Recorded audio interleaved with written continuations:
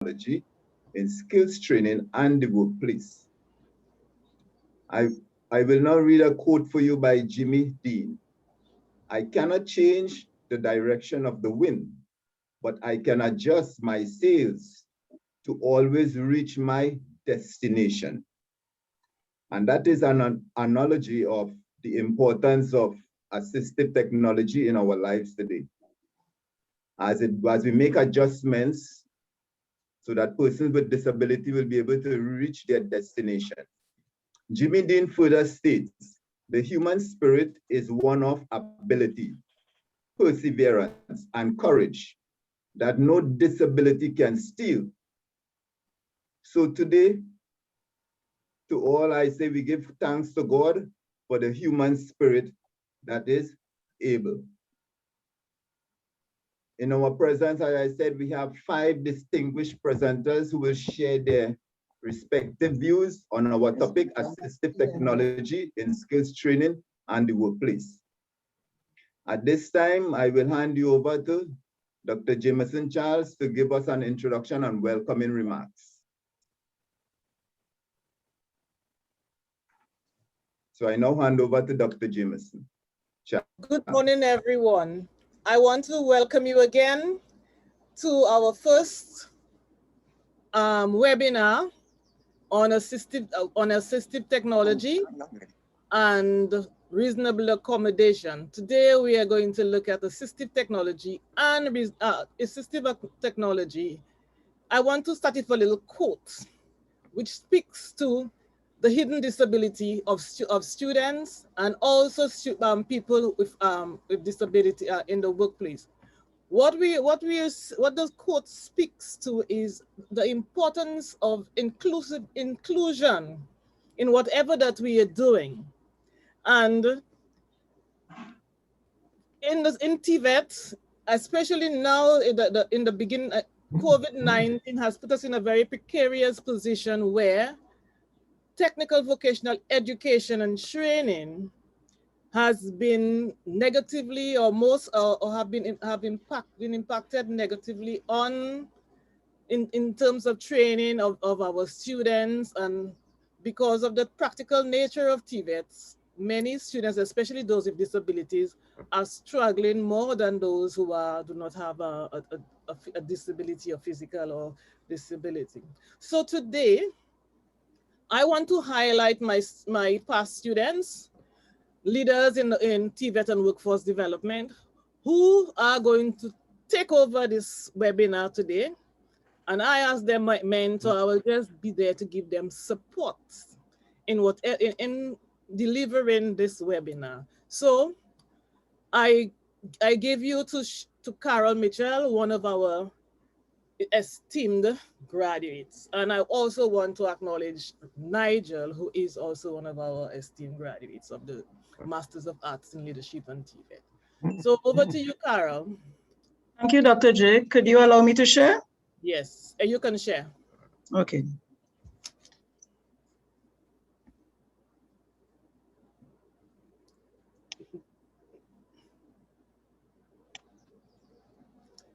Where's your, do you have your video on? So that I will.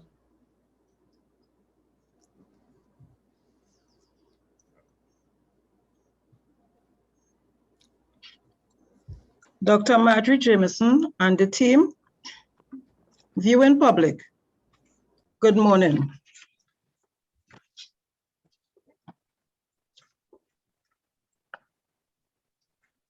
Good morning, Ms. Mitchell. Good morning. Good morning, good morning. I'm having a little challenge. My slides are not changing.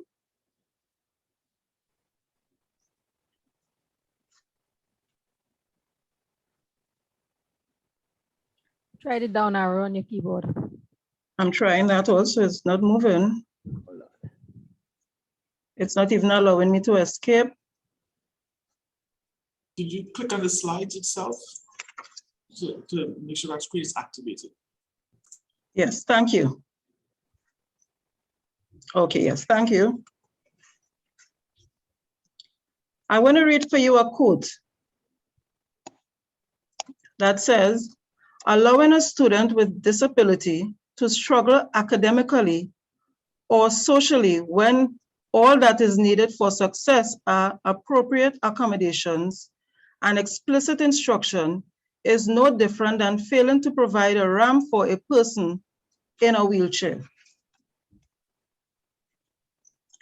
The team for this project consists of, with guidance from Dr. Marjorie Jameson, are Candice John, Karaya Daniel, Josanne Moses, Juliette Pope, Nathan Langai, Katrina Rosales, Nigel Richards, and myself, Carol Mitchell. We're going to talk about this project today. The COVID-19 pandemic has shifted education and training sectors globally.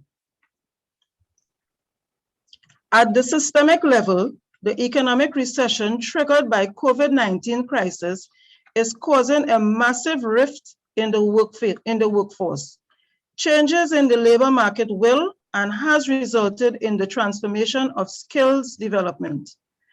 Technical vocational education and training systems and the workforce must address the current pandemic's short and medium-term impact by sustainable strategic responses. Lockdown and physical distancing measures have led to the worldwide closure of many TVET institutions and skills development organizations. As remote education and training have become the norm, TVET institutions' ability to implement effective remote learning programs depend on TVET teachers and instructors' online teaching competencies. This issue is very daunting for teachers who have to cater for TVET students with disabilities.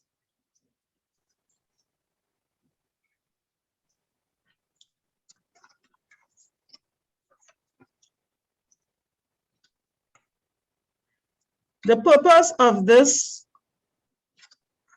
project is organized as part of the capacity building for TVET educators in facilitating students with disabilities in the emergency remote teaching and learning environment.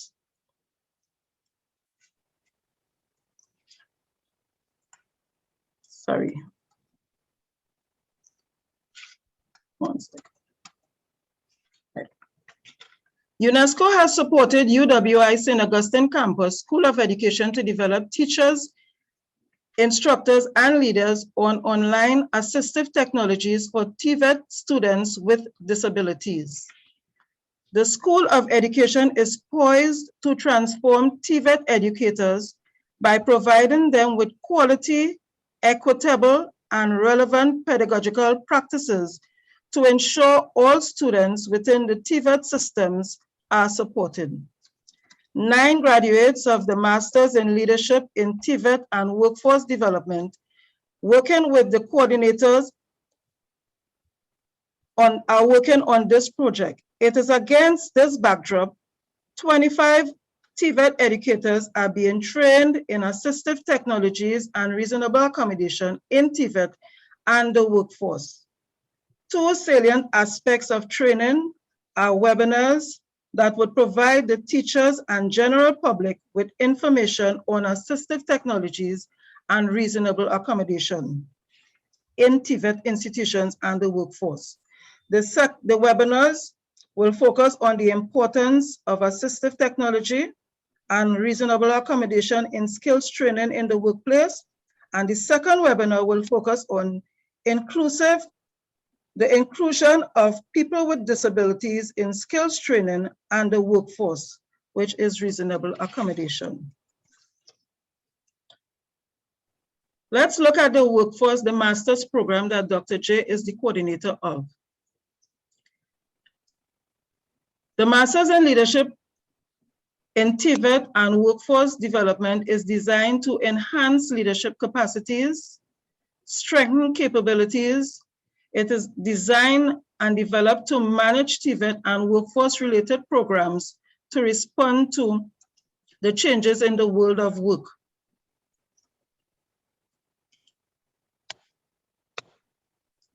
The program is designed for a wide range of interested professionals, for example, educational leaders in institutions with full or partial TVET curricula, training managers and coordinators in public and private organizations, field operators and program officers of ministries of education, technical and field officers of ministries of government, management and technical staff of national training agencies, managers, coordinators, and skill programs in non-governmental organizations, educators or instructors interested in upward mobility in the TVET systems.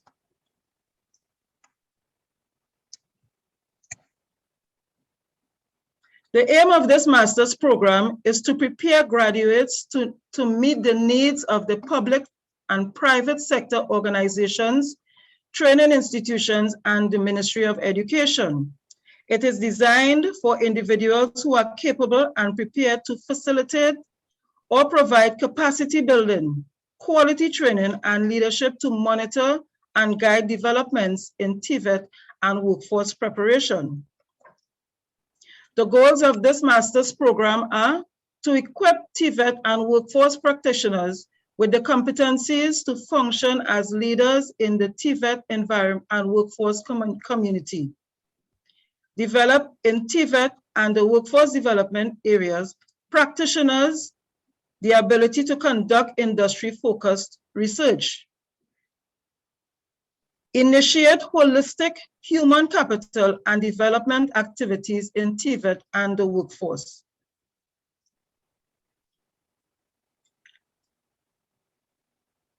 The Masters in Leadership program is a 2-year program.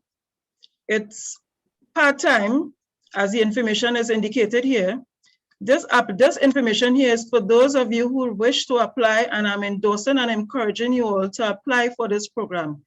My experience in this program has proven to be a great reward for me.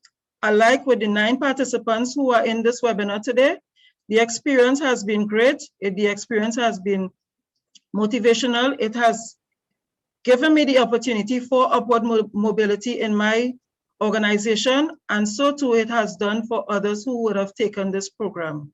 On the screen here would be the application process. I endorse, and as I said again, I encourage you all to apply and do this program because it is of great value to this country. I want to hand you over. I want to say thank you for listening and being a part of this webinar. I want to hand you back over to Dr. Marjorie Jameson, our coordinator for the Masters in Arts program. Thank you very much. Okay, thank you very much. Over to you, Nigel, because Nigel is the one who is who is the chair. Okay, Nigel, I'm going to stop sharing. Thank you, Ms. Mitchell. You're welcome. For that overview, and you also highlighted the direction that the Masters in TVET program is heading. As you know, it's about the change in narrative and build leadership for the future of technical vocational education and training. So thank you so much. At this time, I will now call upon Dr. Skerrett and Dr. Ransom, respectively, to present on TVET students with disability during the pandemic, their challenges and opportunity.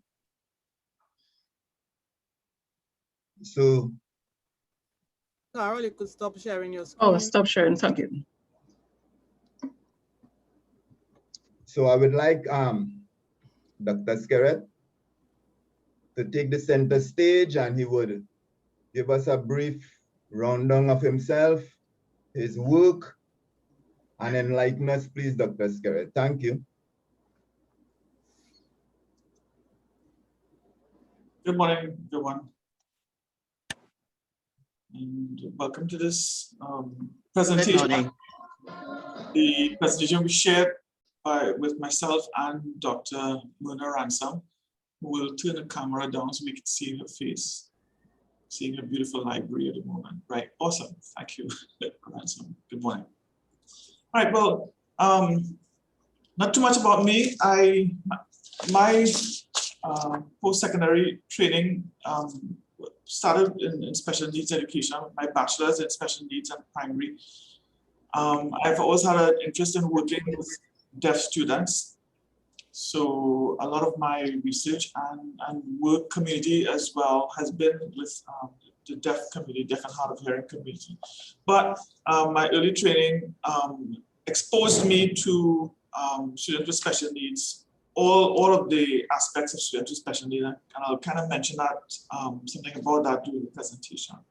My master's focused on deaf students, specifically with regard to reading challenges, and my PhD broadened to look at literacy challenges, not just for deaf students, but for all struggling readers. So this topic of, maybe I'll let Dr. Ransom just introduce herself now as well. Good morning, everyone. Thank you for having me participate in this webinar. I am Myrna Ransom. I have been around for quite a while in education. Put on your camera. It's on. It's on. I'm not seeing myself. Go ahead, Dr. Ransom. You seeing me? Yes, go ahead. Please. Okay. Yes, so I went to Government Teachers College to do, I have a teacher's diploma in primary education. Then I went to John Dawson to do a diploma in home economics, one of my most valuable assets. I did a diploma in special ed and a master's in special ed. I did an undergraduate degree in behavioral sciences and a PhD in the research evaluation applied statistics. Okay, so I was around everywhere doing everything, and had a lot of experiences with tech work, and we had some really very good tech work students in high schools where I have taught. They did very well, and I think the tech work is really an invaluable training that everyone should be exposed to. Thank you. So thank you. So TVET and students with learners with disabilities, and then now COVID-19. It seems that it was three things intersecting here, and one of the approaches to research now and looking at social problems is to look at the issue of intersectionality. Oftentimes, we can't have a polarized view to any challenge. We always have to be looking at how things intersect and how one thing is affecting something else. And students with disabilities, they have for a long time been marginalized, oftentimes stigmatized, and in Trinidad and Tobago, we have a unique challenge with people with disabilities being stigmatized, being inept, unable to, can't. Oftentimes they're isolated, many of them live in remote areas. And then when you combine that, these learners with disabilities in TVET itself, again, unique to Trinidad and Tobago and our culture to look at technical vocational education and training. That too has been a marginalized aspect of education. It has its stigma associated with it. It's for those who can't learn, those who don't have the resources. So you're looking at one group who was already marginalized, stigmatized, isolated, entering or participating in education that has its stigma associated with it, that is seen, oftentimes marginalized in terms of funding. And then you have COVID-19 that is primarily a health pandemic, and people with disabilities have a lot of health issues. A lot of their disabilities and challenges impact their health or their ability to manage their health. And then within their disabilities, they have different types of disabilities. Some can be, those challenges may be physical, it could be sensory, as in the deaf and hard of hearing, the blind, intellectual, mental, behavioral, learners with autism, with ADHD, doing TVET, they have unique challenges. So definitely with the pandemic, we can see that unique challenges would have arisen. And of course, we are resilient people. We're very creative as a people, and we could imagine that there will be opportunities that we would seize as we learn to adjust and cope with the pandemic. So, important to note is that with learners with disabilities, a lot of times we tend to make assumptions that all learners with disabilities are the same. That's not the case. I'm just in preparing for this presentation, I had the opportunity to speak with someone's mic is on, Alana Julian.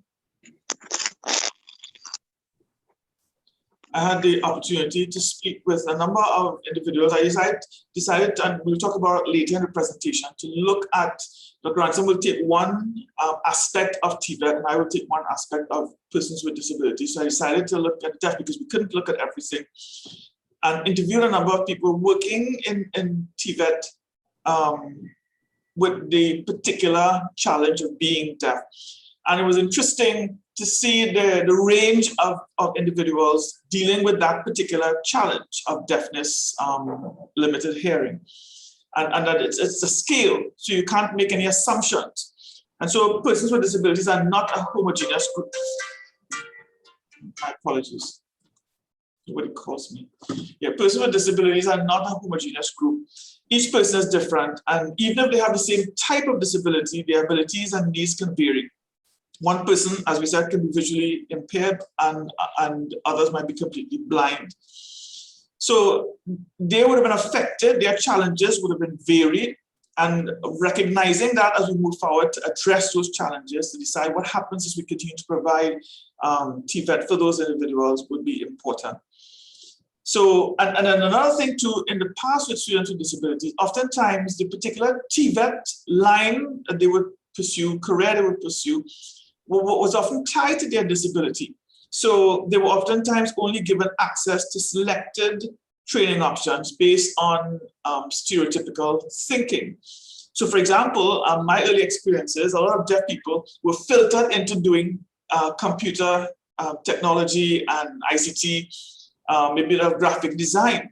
And while they were able to excel at that, the deaf people, they don't have any, most of them don't have any cognitive impairment, cognitive challenges.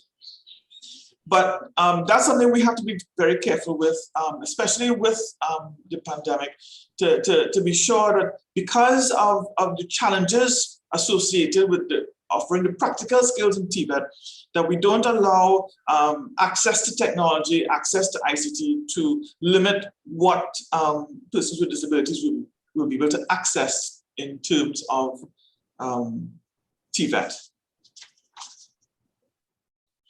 So, of course, we found that general education received a quicker attention than TVET did when the pandemic came in terms of handling the challenges.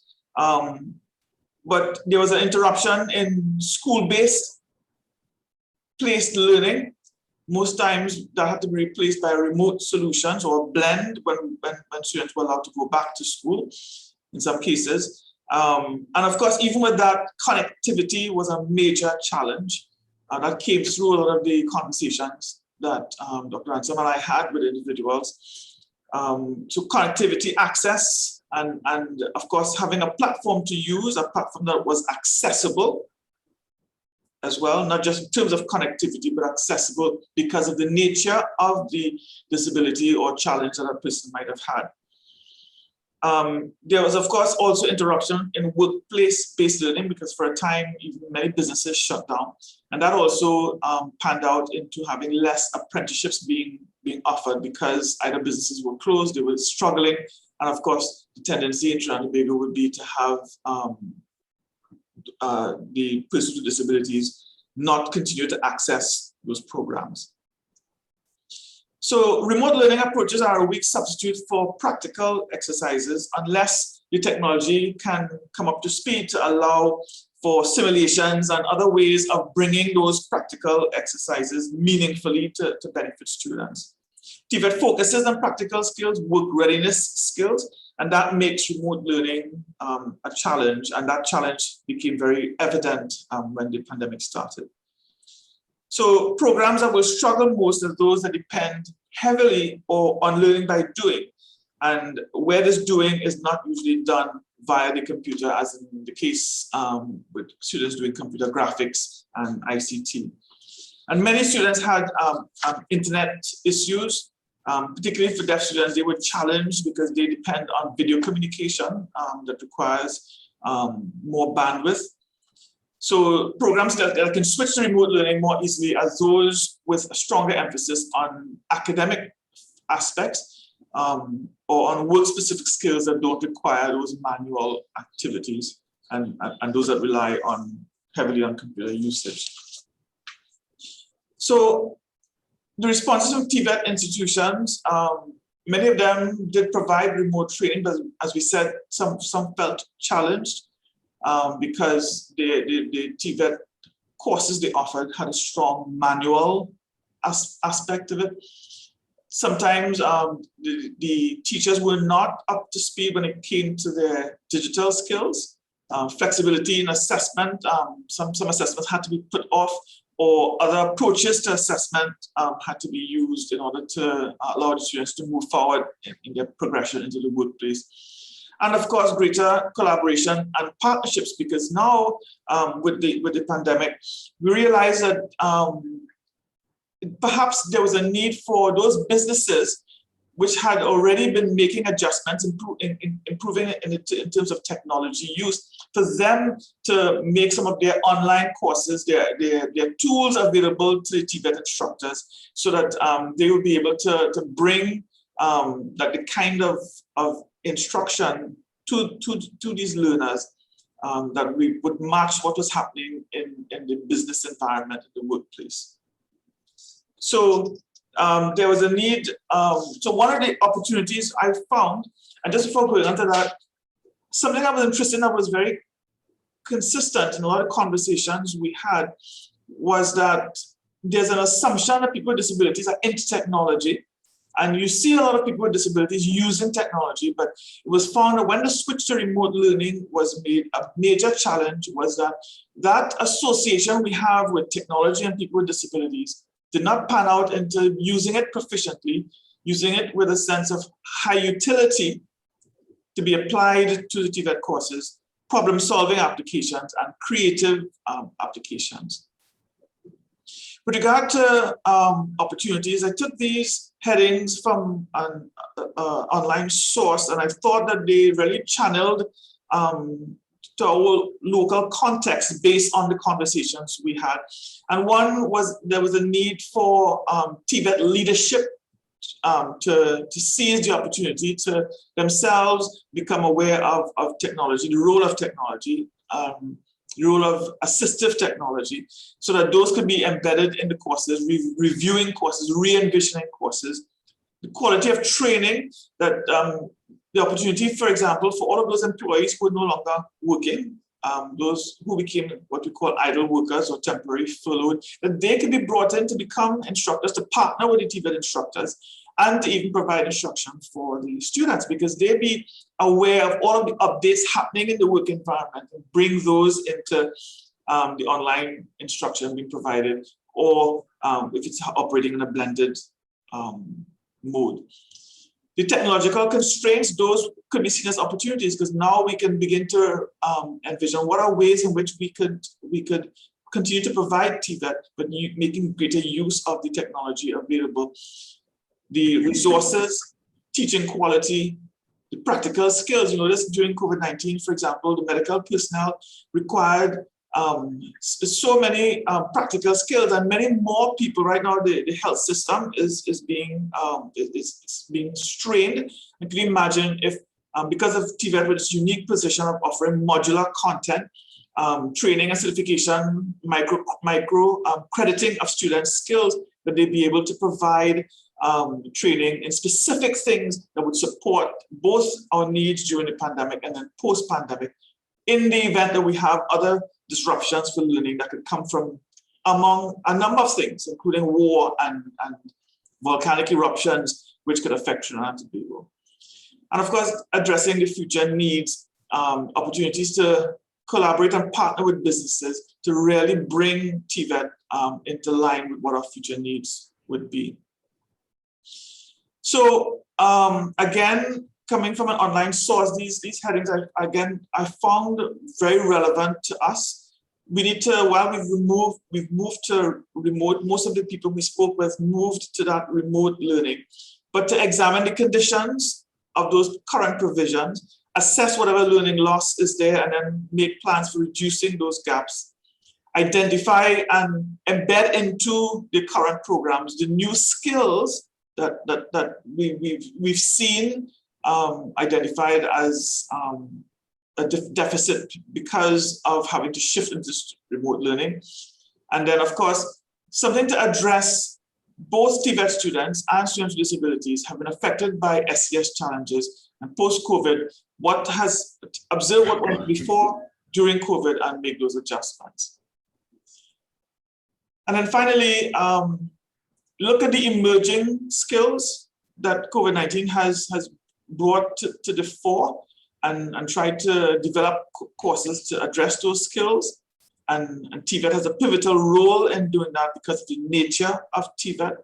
Unlike programs at universities that go for 3-4 years before you can become certified, the modular nature of TVET makes it possible to take advantage of that.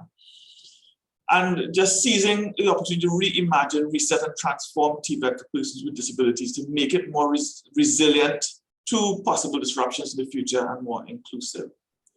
So now we listen to Dr. Ransom, who will talk about the experiences she had in the area of home economic students. Then I will come back and just take a brief look at students with deafness. Thank you, Dr. Scarrett.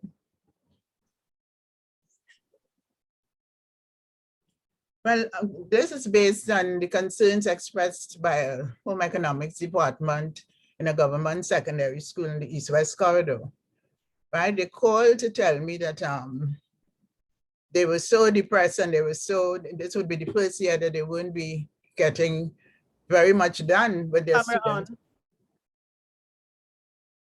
They wouldn't be getting very much done with their students because the whole distance thing really jeopardized them. Okay. They had problems because she felt that they got the sort of weakest students in the department, right? And because of the nature of the CSEC exam, and so they had a lot of work to do initially in any event, right? The TVET, they need to get those skills done.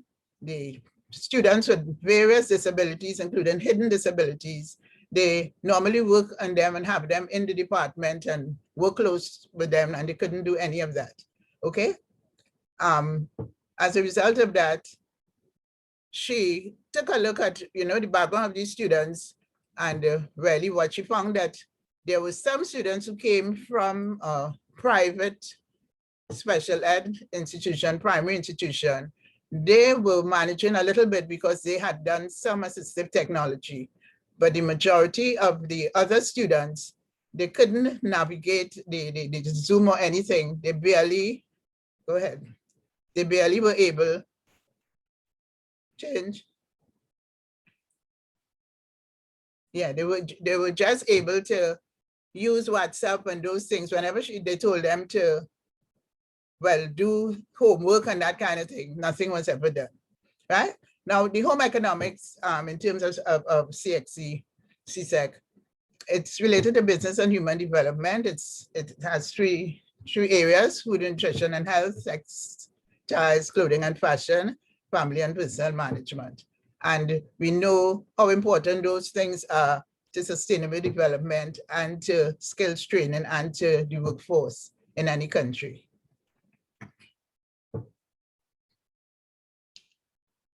She described the students as mainly with low socioeconomic status. And as she said, I remember years ago when we were in the home ec department, it was different because we had some, because I taught with her at one time, and then I was at another school where the students were really sort of brilliant. So they also had the labs, the computer labs on stream, so that those TVET students, all of them did their SB and so using the labs and so on. They were very, very good and thing. But now the labs are no longer in operation. So they couldn't help the students in that manner even before the pandemic, okay? They said that they tried contacting parents to get the support to see what they can do in terms of connectivity and those sort of things, but they didn't get much response, right? She recognized slow students, EBD students, some with dyslexic, some with poor vision, a few who seem to be ADHD, okay? But the school itself didn't pay much attention to those students. They felt they were kind of left on their own to deal with them. They had some equipment in the school, but the students didn't have backup equipment at home to practice some of the things that they needed to know, okay? Other students showed a lot of anxiety and stress and that kind of thing.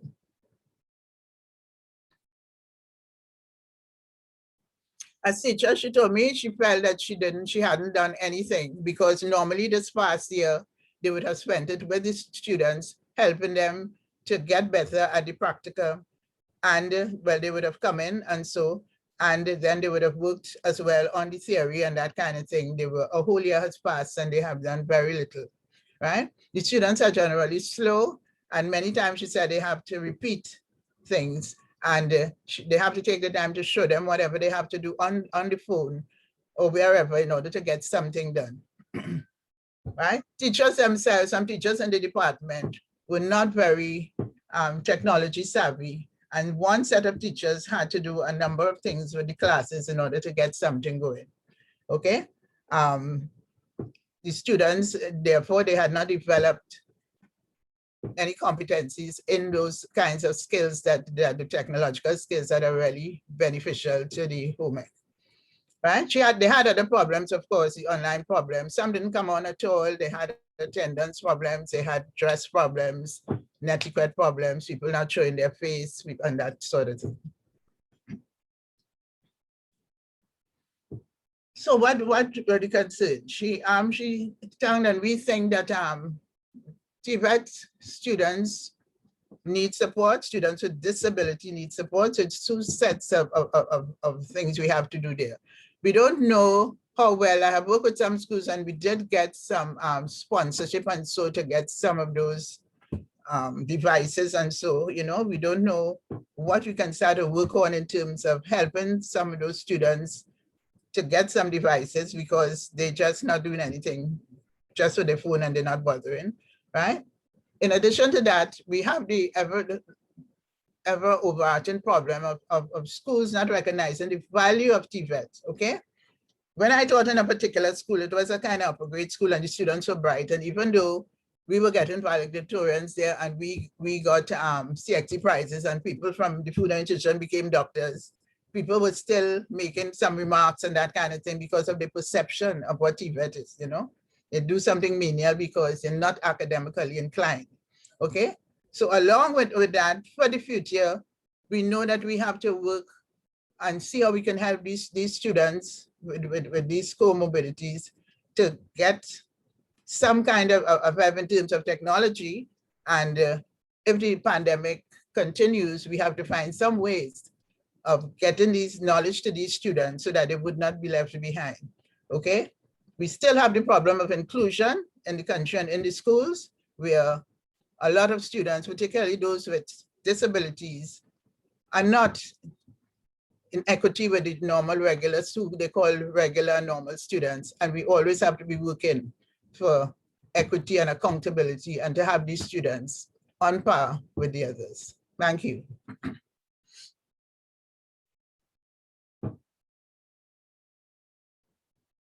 Thank you very much, Dr. Ransom. So with the students, with the deaf students in TVET, one of the interesting things, the challenges, of course, that occurred is that deaf students require a sign language interpreter if their teachers don't sign. They require the use of internet, a lot of bandwidth, so high-speed internet access, and the use of video. A platform that would allow, and thankfully Zoom allowed them to overcome that challenge. That Zoom, and that's one of the plus things that some teachers told me up to even yesterday, that because of Zoom's nature, where they can see other students, they can see the instructor, communication, sometimes even the physical classroom, sometimes if the design of the classroom doesn't accommodate that, they were able to overcome those challenges. But of course, some students had internet issues, so a lot of time one teacher was saying that the numerous times they would have to repeat stuff. So then if the student falls out, they have to go back, get from the teacher. It might even be the teacher who might have their internet lost, find out what was happening, what was missed, and then come back and explain that to the student while the class is continuing. Of course, in terms of opportunities, for them, many deaf students live very far away, they live in remote areas, and sometimes coming to actual physical center for TVET proved challenging. But now at home, they were able to take the additional time for traveling, and the fact that they were at home, they could just join the class, their attendance, their participation, opportunities for the interpreters and even some of the teachers to work with them outside of class. That became a fine opportunity for them. So both in terms of the nature of the individual course as well as the nature of individual disabilities, those resulted in specific challenges and opportunities for TVET students with disabilities.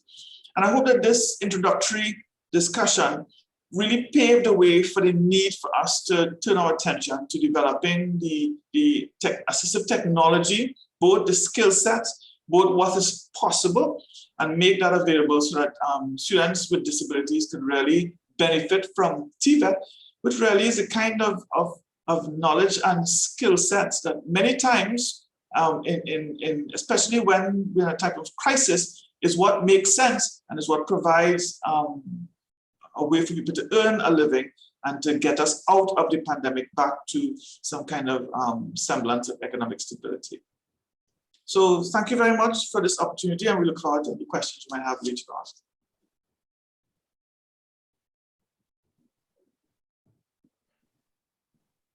So thank you, Dr. Skerrett. Thank you, Dr. Ransom, for that enlightenment.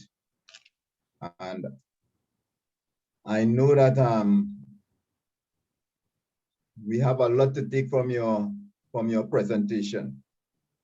The important thing, as Dr. Ransom said, you know, we have to appreciate the value of TVET and change the narrative.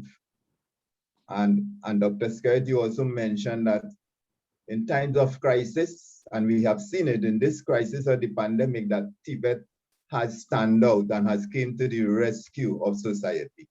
So again, thank you for your presentation, and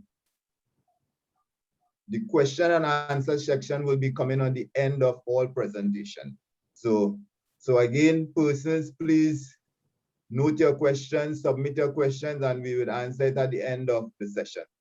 Thank you. So at this time, I will introduce Ms. Sugram Singh, who will enlighten us on assistive technology in the TVET classroom. So I'll hand over to Ms. Sugram Singh.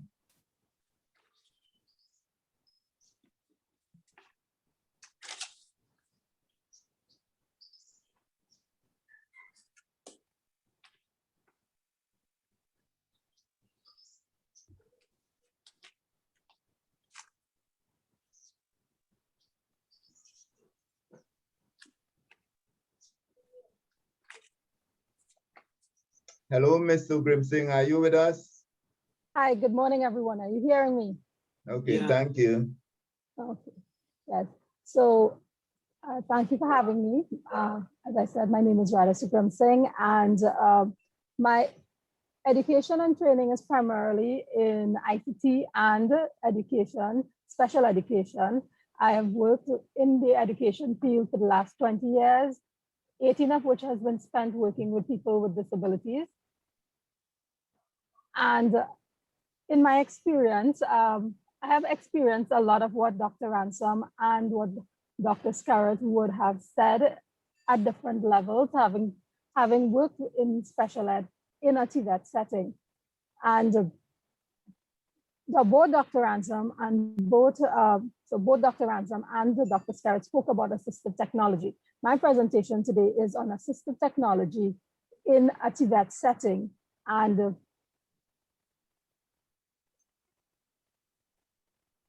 I want to start with a quote. So Jeff Green in 2015, sorry, yes, 2015 said technology can be a great equalizer. It to the point where the rich, the poor, middle class all get the same benefits. I personally, honestly believe that, because in my experience, technology has allowed people with disabilities who are able to use, who have access and are able to use those devices to actually be able to join in the conversation, so to speak, and be able to participate in a manner which improved their interaction and integration into the courses and into the society as a general. But when we talk about assistive technology, what exactly do we mean? The literature, according to UNESCO, defines assistive technology as any item, piece of equipment, product, system, whether acquired, commercially modified, and that is important, customized, that is used to increase, maintain, or improve the functional capabilities of individuals with disabilities. Cook, Polgar, and Hussey in 2008 said assistive technology applies to a broad range of devices, services, strategies, and practices that are conceived and applied to ameliorate, and know the term ameliorate, the problems faced by individuals who have disabilities. Now, if we want to come up with a layman's definition of assistive technology, basically assistive technology, also called adaptive technology, any technology that we use to help people perform functions that might be otherwise difficult or impossible, products designed to improve the functional capability of the people who use them. And they could range from personal products, medical devices, and they can also be devices provided by the institution as well as environmental adaptation. In this presentation, I'm going to be using some terms, so I just wanted to make sure that you all are aware when I use the term hardware, I'm talking about physical components and devices, software meaning application software, the apps that everyone uses, the people with disability will interact with. The operating systems would be the software platforms such as Windows, iOS, and Android. And bundled software would be any software that you get together with another piece of software that you purchase, whether it comes with another app or it comes included with the operating system. And we'll see how those terms apply. So when we're talking about assistive technology, they can be categorized. You have high-tech, low-tech, mid-tech, AT, and of course, the prices of them ranges according to the type of technology used. And then we have assistive technology categorized according to use. So communication aids, as well as learning aids, ergonomic aids, mobility aids, environmental adaptations.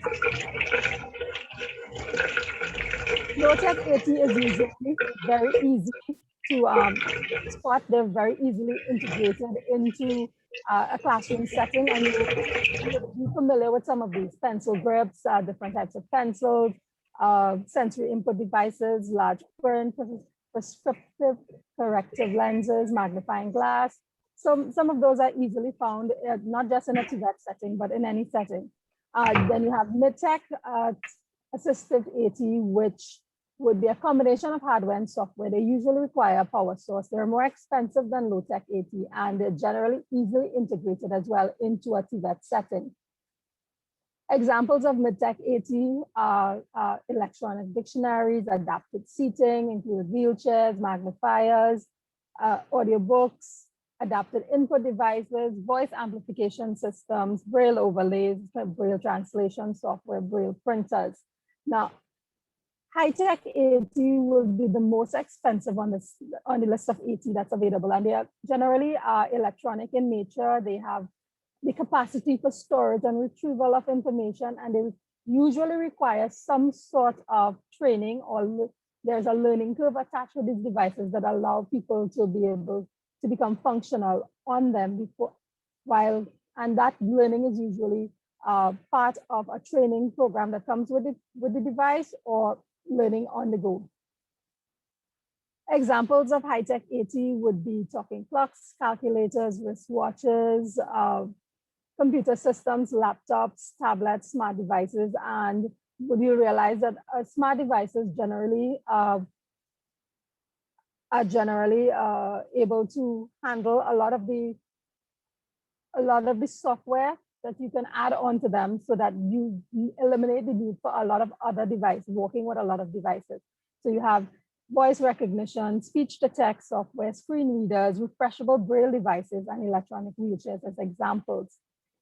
Now, when we talk about communication aids, those are all of those devices and software that basically allow the ease of communication between people with disabilities and their peers. So speech to text software that basically converts your speech into text, voice amplification systems, very important in a TVET setting because TVET settings generally have noisy environments, voice amplification systems, and hearing aids help people who are hard of hearing or who have low hearing. And what they do is they collect the sound and then they amplify them into the ear of the person. Amplification systems can be personal devices or it can be on the desk device, and it allows people in loud or noisy environments to be able to hear better. Cochlear implants are medical devices which are surgically attached to an individual that bypasses the outer ear and allows sounds to stimulate the cochlea in the inner ear to be able to provide that sound to the person. And we have braille display and braille tablets, which instead of allowing people to be able to read one line at a time now, these allow people to be able to read entire paragraphs or books. Again, it could be a line at a time or it could be paragraphs at a time, but braille display and tablets allow people with disabilities, people with visual impairments in particular, to be able to navigate and to get the information they need. Visual aids, now, when we talk about visual aids, people who wear glasses generally will not put themselves in the category of or call themselves visually impaired. But in TVET, traditionally, if you wore glasses, you would have to wear a big protective safety glasses over it. But now there are actual prescription glasses that come designed to be used in a TVET setting so that they're protective as well as corrective.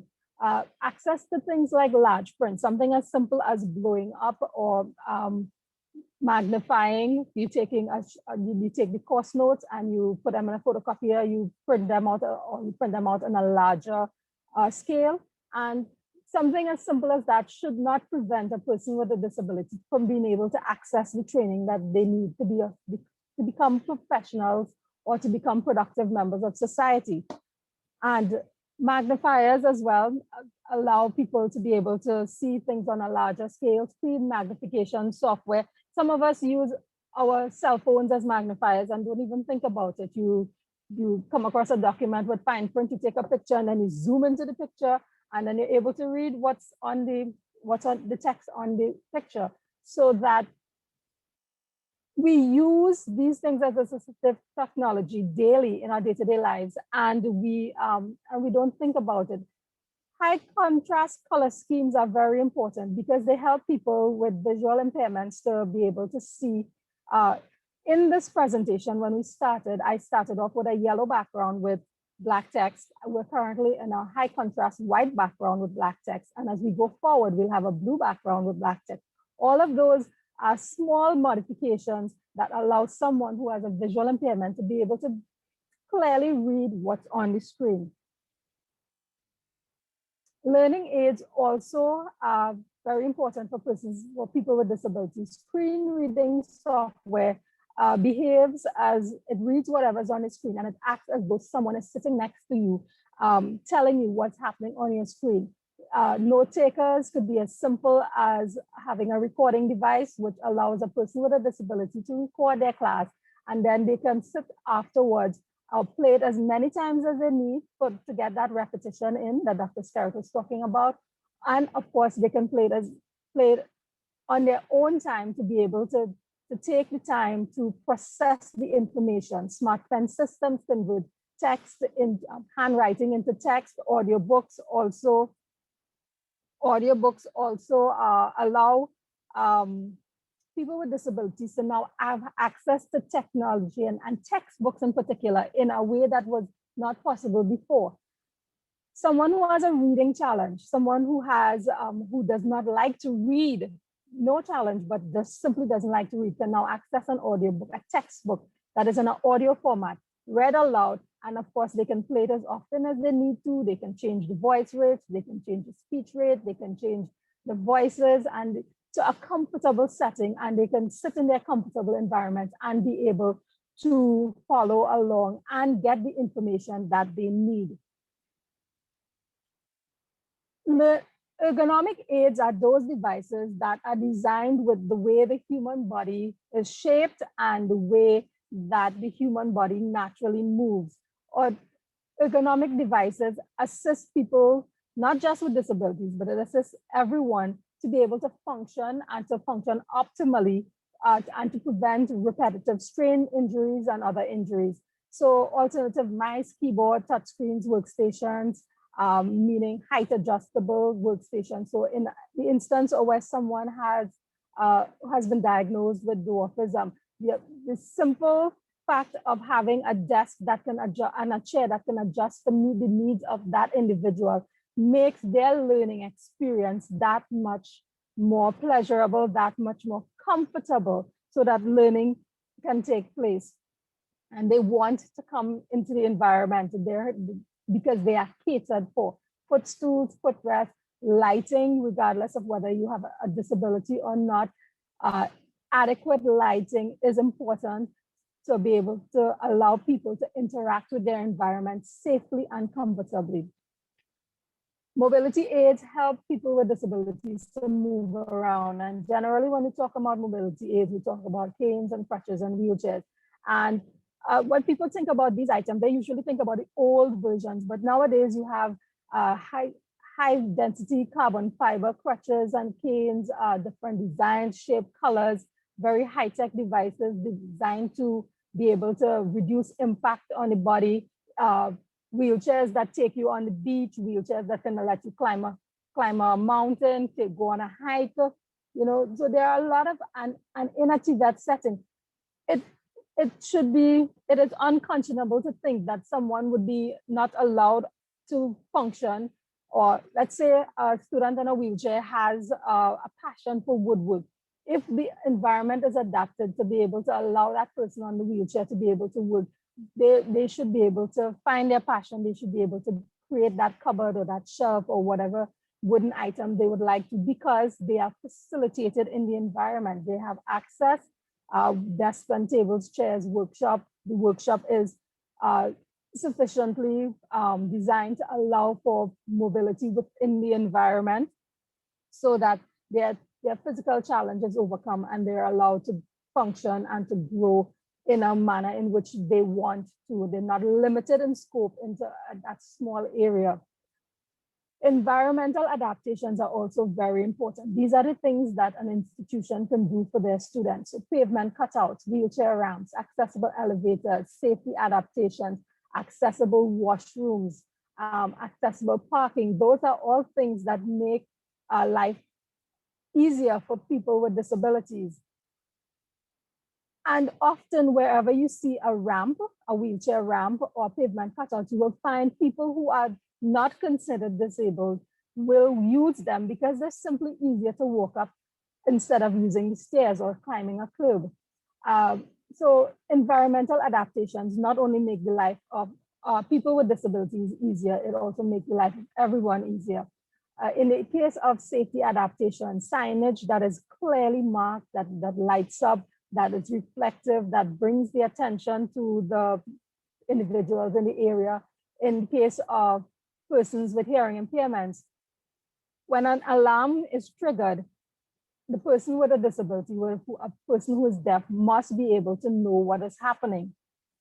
So alarms that come with strobe light fittings, as soon as the alarm is triggered, you have the strobe lights come on, and a person who is deaf will now see that flashing light and be able to know that there's something going on, and they won't have to be stopping somebody who's trying to get out to figure out what's going on. A simple adaptation that can save someone's life. At YTAP Limited, our focus is on making people productive and having productive members of society. Our target we would like to improve the lives of our target audience by equipping them with the requisite skills, training, and allowing them to become productive members of society. YTEP is an agency of the Ministry of Education. We've been in the business of TVET for more than 30 years. We have two arms: youth training, which covers at-risk and unemployed youth 15 to 35 years of age. Our retraining department works with retrenched or displaced employees 25 to 60 years. We also provide training for convicted inmates 18 to 15 years of age, 15 and over, of course, being the age range.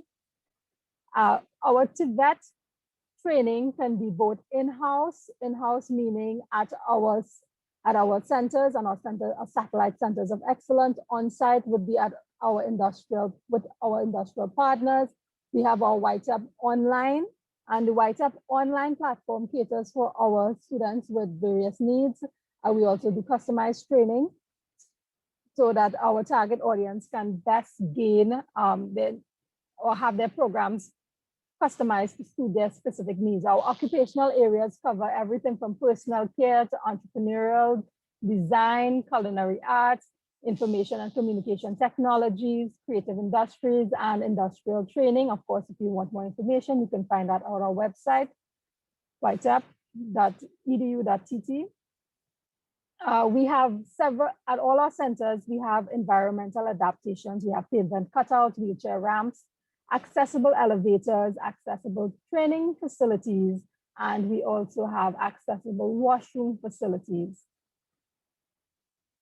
The YTEP online platform provides the accessibility toolbar. Assistive, we also work with our students to be able to use the accessibility tools that are bundled with their devices, and we also walk them through the steps of downloading and installing Chrome plugins or any other additional plugins that will make their online experience easier. The accessibility toolbar allows you to zoom in and out and make your text bigger. You choose a text style that you prefer. It provides screen reading technology, as well as it gives you the contrast settings so that someone with a visual impairment can now have a best experience online. We also have our mobile ICT training unit. Our mobile ICT training unit are basically buses which have been adapted to become mobile computer labs, and we have a range of courses from basic digital literacy and computer animation to graphic design, AutoCAD, Sage 50, and App Inventor. All our buses have retractable wheelchair ramps. They have accessible wheelchair workstations as well, wheelchair accessible workstations. So the Republic Bank Site MCTU Mobile Computer Training Unit was launched in 2015, primarily for people with disabilities. To date, we've trained over 1,800 people, and we've been at different locations throughout Trinidad and Tobago. To name some, we've been at Ishis and Princess Elizabeth in Port of Spain. We've been to Lady Hochoy Vocational Center in Gasperlo and Pinal. We've been to Audrey Jeffers School for the Deaf, Pointe-a-Pierre Government Special School, and several other locations where we have trained people with disabilities to be able to improve their ICT skills. So our target audience on the Republic Bank bus is people with challenges, learning and physical, hearing, people with hearing and speech impairment, including deafness, because the instructor on that bus is sign language competent. And we have software to help people who are visually impaired and those who are blind. So in taking a peek at inside of the Republic Bank bus, you can see what the inside of it looks like. We also have assistive technology on the bus, and that assistive technology includes alternative input devices, voice input software, software for the visually impaired, ergonomic furniture, and wheelchair lifts. So what's on the bus? The alternative mice. These are all pictures of alternative mice available on the bus. We have stationary trackpads, ergonomic mouse, finger mouse, foot mouse, and stationary and handheld trackballs. We have alternative keyboards as well as regular keyboards. We also have regular mouse if that is what the person would like to use. The alternative keyboards are high contrast yellow background, large print, which makes it easier for someone who has low vision to be able to interact with. And we also have Braille overlay. So what you're seeing here, these Braille overlays, they're actually stickers that convert a regular keyboard into a Braille keyboard. So we have those available for those students who require that sort of input with that device. We have all our workstations have large touch screens. They're all outfitted with large touch screens. So if touch input is what they prefer, then they have access to that. Specialist voice input. So we have Dragon naturally speaking, and of course the bundled narrator software on all devices. We also have JAWS, which is the preferred software of most people who are visually impaired or blind. And we also have NVDA to help with people with visual impairments. What our specialized workstations look like. So now all the assistive technology in the bus can be moved around. So when a student comes onto the bus, they can sit where they would like, and they would be able to, and we can move the equipment around to facilitate them at their particular location. So we're not saying you have to sit at this particular spot when you come on the bus. So we have workstations. On the left, we have a workstation with a touch screen, a large format keyboard, headset, finger mouse, and we also have a trackball mouse. To the left, sorry, that's to the left. To the right, we have the workstation that's set up with a touch screen, standard mouse, and a foot mouse. Other examples of our specialized workstations as well include using the ergonomic mouse together with the screens and the keyboards, and of course the trackpads as well.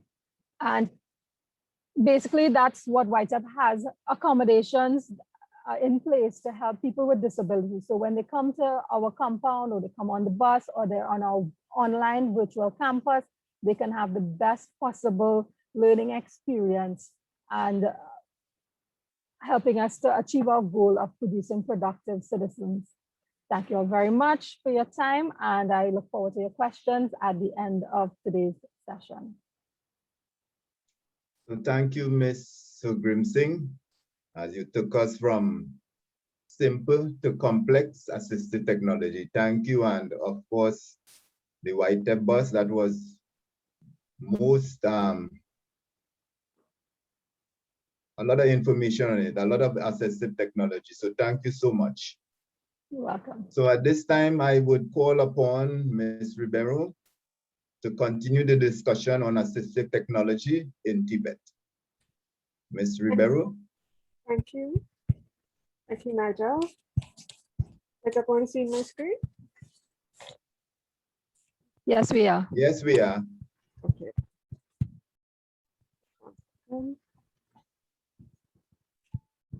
Just making sure that I can see the screen. Good morning, everyone. I am Julia Ribeiro. I'm hearing impaired with a severe to profound hearing loss from birth. I wear one hearing aid on my right ear, and unfortunately, at the age of 10, I lost the ability to use a hearing aid on my left ear. Thus, my right ear does all the work. I was formerly taught to listen and speak at the age of 20 months at the John Tracy Clinic in Canada. And at that time, I was also fitted with hearing aids for both ears. It is an honor today to present the importance of assistive technology in the classroom and workplace from the perspective of a person who is differently able. So I'll be focusing more on the hearing impairment.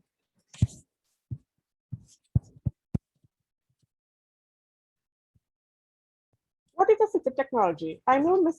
Radha explained definitions from UNESCO and so forth, but I would like to share this definition.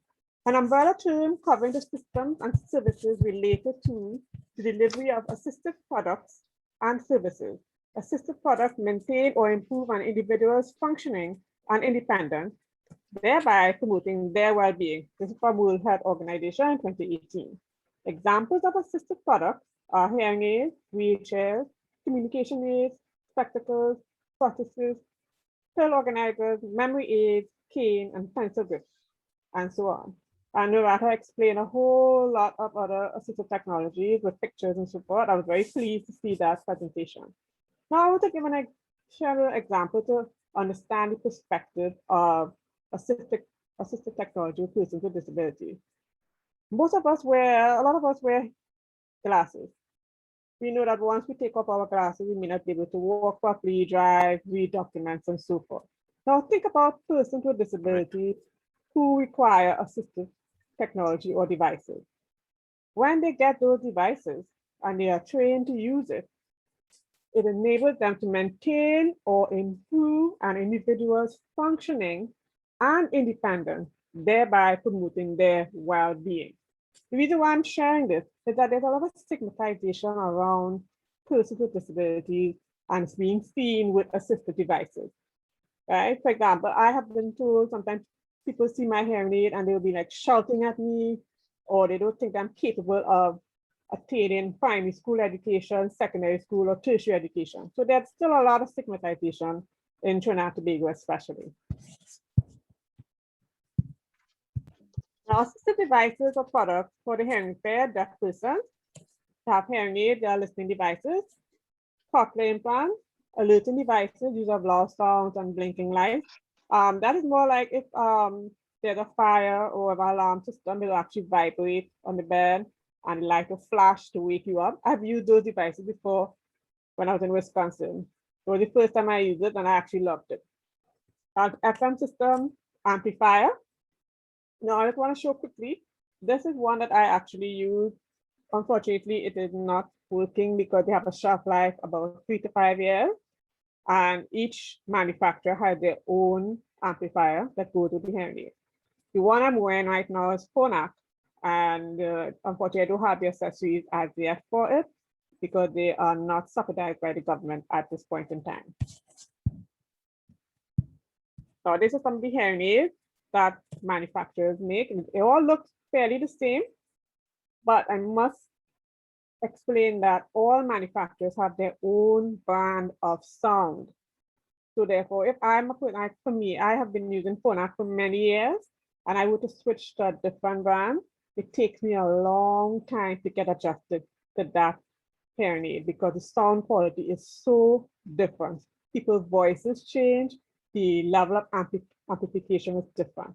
So to understand that when you put a hearing aid on someone, it's not really automatic. They hear everything, they hear all the speech. It does not work like that. We still have to be trained to use the hearing aid, trained to listen and speak. And if you notice that all the presenters so far, everybody's voice is different. Everybody's way person pronounce words are different. And I pay attention a lot to reading lips and to listen to what someone is saying. I match those two things for me to be able to carry on a conversation and to follow what is being said. Unfortunately, I don't know a lot of sign language, but I'm hoping I can learn more as I go along. Right? I might contact Ryan or Nicole. Right? These are other devices that were mentioned earlier, the cochlear implants. This is the second one is what I had demonstrated. I used to use that to hook up to make my cell phone hands-free. I hooked it up to my laptop to play music while I'm washing dishes. I can still hear the music very clearly. I also use it in meetings, because in the center of a conference table, and everyone in the meeting, I'm able to pick it up directly at my ear. I also use it like if I have someone in the car with me, if I'm driving, I ask them to put it on and I hear them directly. I don't have to focus on dangerously looking to my left to read their lips. I'll hear them directly at my ears. It's one of the great things of having assistive technology. And the erotic pen also functions just like the SurfLink mobile.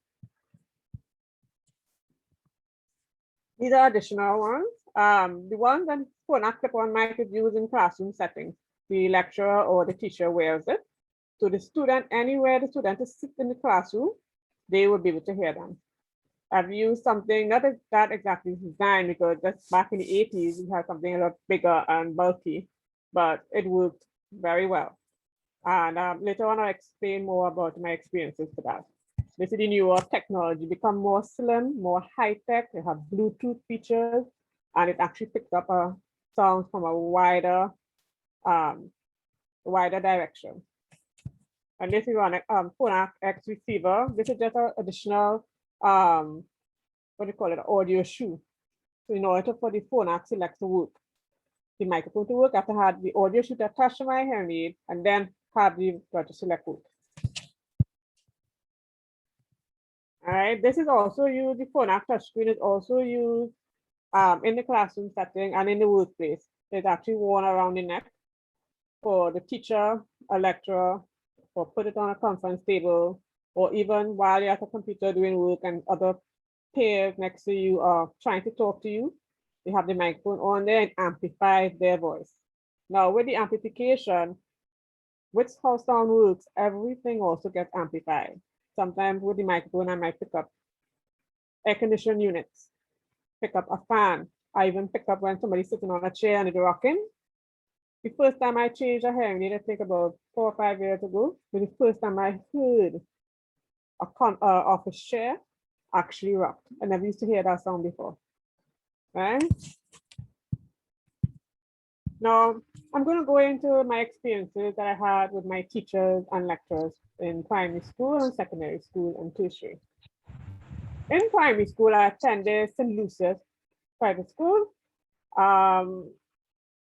Unfortunately, I couldn't attend public school back in the 80s because a lot of the teachers informed my mom that they did not have training to deal with children with special needs, especially persons like myself. And my mom also assessed the classroom settings, and she also felt that it was Patty? Hello? Okay. Yes. No, continue, miss. Okay. She also explained that the classroom settings had a lot of noise background. It would affect me with my microphone. St. Lucia's private school, although they didn't have any experience working with children with disabilities, they were open-minded. They were willing to work with my mom and work with me to see how best I can get an education to the point where I am not left behind. So what the teachers did, they modified the delivery of their curriculum. They were very happy to wear the microphone, and I felt very part of the school. I was learning, I was having fun, and I had just share a fun experience I had. My mom always tells the teachers, please turn off your microphone when you're going to the bathroom. Julia will hear everything, including if you're in a staff room meeting, please turn it off. Julia will hear everything. So one teacher didn't believe it. So she went to the bathroom and then she realized that the microphone was on. And she said, Julia, I know you heard everything. Do not repeat the persons in the classroom. So when she came down to the classroom, I was laughing so hard and she was laughing. And then everybody asked what happened. And I explained to them what was taking place and everybody laughed. So teachers realized, okay, I could hear. So if they're running late, they would give me instructions to my microphone. And I stand in front of the class and say, Miss said X, Y, and Z. And everybody followed that instruction because they knew that I could hear Miss from a distance. So that was a very good experience I had. In primary school, my peers were I was very fortunate to have my peers be very open-minded, welcoming. They were always assisting me with my homework. I always checked to make sure I took down everything correctly from the board. There are friends that I had in primary school that if I mispronounced a word, they will kind of tackle a little bit, laugh, and then they will correct me. They're always helping me to make sure I understand, make sure I pronounce words very well, and I could actually keep up. Now, only thing that had difficulty for me in primary school was the workload, as well as when I get ear infections. When I get ear infections, I'm unable to wear my hearing aids. So I sleep for like 15 hours a day at a time, but I'm just focusing on reading lips only. I could picture me doing dictation tests with just lip reading only. It was difficult, but I used to make better grades reading lips in dictation than wearing my microphone. Right? And my teachers felt that modifying their delivery of their curriculum not only benefited me, but benefited all persons in the classroom. In fact, they said they continue to do it in all the classes from standard 1 to 5. Even if I wasn't there, other classes, they started to do it. And they started to see improvement in which way children were learning and assimilating the information. So they were very fortunate. Now in secondary school, the experience was just a little bit different. In secondary school, people came from different parts of Trinidad. Now I was, how to say, bullied in secondary school, where I was told that I was contagious. I was an alien. Yes, I was told my hearing impairment was a contagion. When I heard that, I said to my mom, how could someone say that hearing impairment is contagious? I can't give it to someone like that, talking to them, where that come from? You know, my mom explained that everybody understands persons with disabilities, they understand hearing impairment, and you have to try to teach them about yourself and hearing impairment. Maybe eventually they will understand and the bullying to stop. But unfortunately, bullying continues right up to standard Form 3. However, I'm a person, I told myself I deserve a secondary education. I deserve to be here. I attended St. George's College, by the way, and I focused on my school, and I did very well. Some persons in the secondary school environment were open-minded to me being hearing impaired. Some of them were actually fascinated by the fact that I'm actually in the classroom. Normally you would think a deaf person in school for the deaf. And they were very pleased. They couldn't believe that I could actually speak. And I had to help them to change the, how to say, the description of persons with disabilities, how we are being called deaf people instead of persons who are deaf, persons who are visually impaired, persons who use a wheelchair. We are person first, disability afterwards.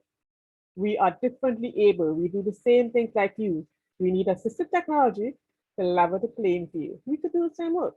And we over the years, I have seen persons with disabilities like myself and persons who are visually impaired and so forth, proving the person that, hey, we are intelligent just like you. We could do what you could do, and maybe we do it better. And also, the teachers in secondary school, in discussion with my mom, learned how to modify the delivery of the curriculum. One of the things they did was beginning, middle, and end of class, sometimes in between, they would say, Julia, did you follow? Julia, did you get that? Or they would ask me a question. And I knew for me, I had to make sure I was keeping up all the time. And it was actually fun for me, but I felt as though I was not forgotten. And even if I taking notes and I can't remember what was said, whatever, my friends right next to me, they will tell me, don't worry, after class, you'll get the extra note. Or if I'm having difficulty following, they will tell me, don't worry. Afterwards, we discuss it to make sure I went home that every day understood what I was doing, especially what was homework was all about. In university, I did a little, how to say it, a new strategy. I didn't like how I was received in secondary school in Form 1. So I came up with a method where I had my hair very long at the time, covering my ears, and I walked around my faculty buildings. And I just started to talk to people. How you doing? What classes you have? Where's the class? You know, get people comfortable with me interacting with them first. Then, when my first class started, I walked up to the lecturer and gave my microphone. Whole class just said, what? You were deaf? You had a hernia? You didn't tell us? That is so wrong. You know, they were upset with me for not telling them that they were hearing impaired. So I stood up and I said, would it make a difference? What difference does it make now that you know that I'm hearing impaired? Would you have changed the way you spoke to me? Why? Right? And they said to me, no, we're probably not what do you call it? Not shout, no, I'm trying not to raise our voice. We'll different things in consideration. I said, no, you all did very well. You treated me like a normal person. And that's exactly what I want. So therefore, from this day forth, I hope I could be able to work with everyone in the classes. Now, my peers in university, they realized my microphone, I was able to take very good notes in class. So I decided to style my notes as I went along. As I went along and make notes, people will ask for my notes. I think, oh, I need to pay for my batteries. My handed batteries was cost $10 for one. So I said, okay, if you're using my assistive technology in the classroom for you to benefit, it's a cost attached there. So persons were willing to pay me to photocopy my notes to give it to them. All right, and this person where I had clashes in classroom, I negotiate a fee. When I'm in class, I charge that fee. When I'm not in class, I pay for my notes from somebody else. And everyone who said that they used my notes got A's in class. I'm not that skilled anymore because I've aged and to be able to keep up with so much information and so, but I'm still fairly good at it. Now in university, I had one very negative experience. A lecturer did not want to wear my microphone, unfortunately. He reported me to the head of the department. I went in for the meeting and he did not believe that I was impaired. Did not believe it at all. So I said to him, this hearing aid is not a fashion statement. I need this device in order to sit down in your class and understand what is being said. He was informed to go to the administration building, get my medical file, and saw the proof of it. Then he came to class and he used the microphone and he realized that the peers in my class, they didn't really want to do the class unless he wear the microphone. One student actually said to him, oh, Julia is in class. She paying for this education just like us. Can you please wear the microphone? So people actually stood up for me. And I asked him again to wear it, and he wore it. And then after the whole semester passed, he approached me and said, you know, it was a great experience having someone like you in class. I had to actually change the way I deliver. And I got more out of my students when I changed delivery. And I'm going to continue to do that and look for ways of meeting needs, special needs in the classroom. And he realized that there are students in the class that may not have an actual disability, but they could have a special need to not understanding the information that being passed on to them. So he found ways to how to change the delivery, and that was, to me, was very remarkable. All right. I'm going to go more into my experiences with my co-workers. My experiences have not been, how to say, been 50-50. I had good experience and some bad. The good experiences I had is that they allowed me to share with them what my limitations were. For example, if the environment is very loud, I tell them you have to move me away, or you write it down, we give an instruction, and I continue to do it. Now I work in an environment in a lab. I worked on a wastewater treatment plant. I worked in different government ministries. And I was very happy in government ministry that they allowed me to take notes. I had my microphone and they saw that I'm able to take minutes and actually worked out very well. Now I want to share something. I don't think Raka mentioned it. This device is actually attached to a landline phone in a government office. So what it does is amplifies the receiver end, because I wear digital hearing aids, and most hearing aids are not adaptable. It's not able to work with landline office phone. So technically, when I pick up the phone without that device, I can barely hear the voice. I turn up the volume on the landline phone and my hearing aid, and it's still be too low for me. The speech is very different. So when I put on that device, I can adjust the tone of the person's voice and amplify their voice. This device is not available in stores in Trinidad, unfortunately. It used to be in Radio Shack, but now it's available on Amazon. Now, I've seen my peers actually try to use the same device, and it works for them as well. They don't have to constantly turn up the landline of the phone. Now, it's very dangerous for me not to use this device because I will turn up the volume of my hearing very high. I can turn up the landline phone. I have to remember to turn down my hearing aid and turn down the landline phone because that can actually hurt somebody's eardrum who don't have a hearing aid. So that constantly playing up and down with my microphone, the volume, can actually damage my hearing aid. And hearing aids is not that easily replaceable. Rafa mentioned that there was a lot of assistive devices at White-Up, which I'm very pleased with. But I had a question, how accessible are they to persons with disabilities after they leave? Because, for example, my hearing aid, the cost is subsidized by the government. You get one every 5 years so far. However, the accessories that I showed you is not subsidized by the government. I have to actually purchase these on my own, and they are not very cheap. For example, the amplification devices, they just cost me $10,000 alone without shipment, and they last about 3 to 5 years. They literally fail, you cannot fix it, nothing. You have to put it down. And the devices can only work with the hearing aid that comes with it. Right? And well, Rajachi has said that Triangle Switches for the Hearing Impaired said that they are still in discussion to see how they can make these accessories available. But at this time, the policy says no, it's not available. We have private audio originals in Trinidad with different manufacturers, but you have to pay for it. We don't have insurance to help cover the cost of these devices.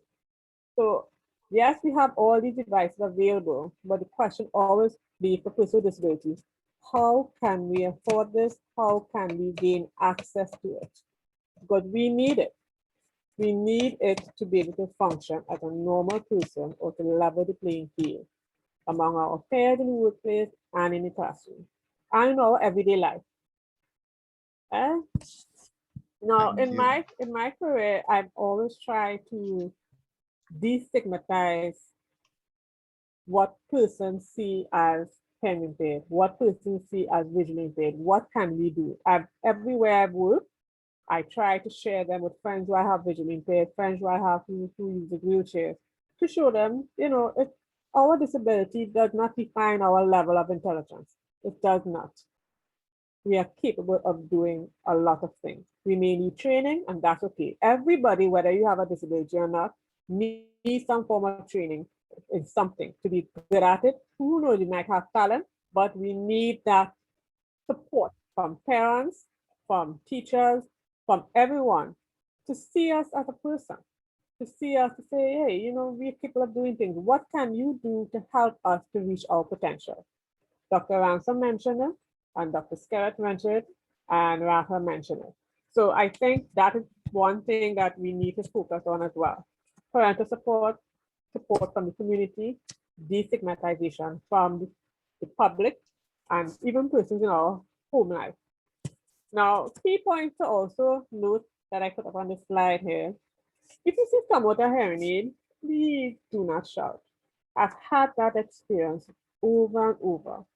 I would hop on a maxi, an adult or a child will literally shout very loud in my ears, asking me what time it is. And I have to keep telling them, please don't shout. I can read your lips, I can hear you, and the time is X, Y, and Z. Now, I've heard my friends who use wheelchairs said, Julia, we get shouted at too. My friends who are visually impaired said, Julia, when they see us that we're visually impaired, they shout at us as well. We don't understand where all the shout comes from. You understand? I say, I don't understand it very well either.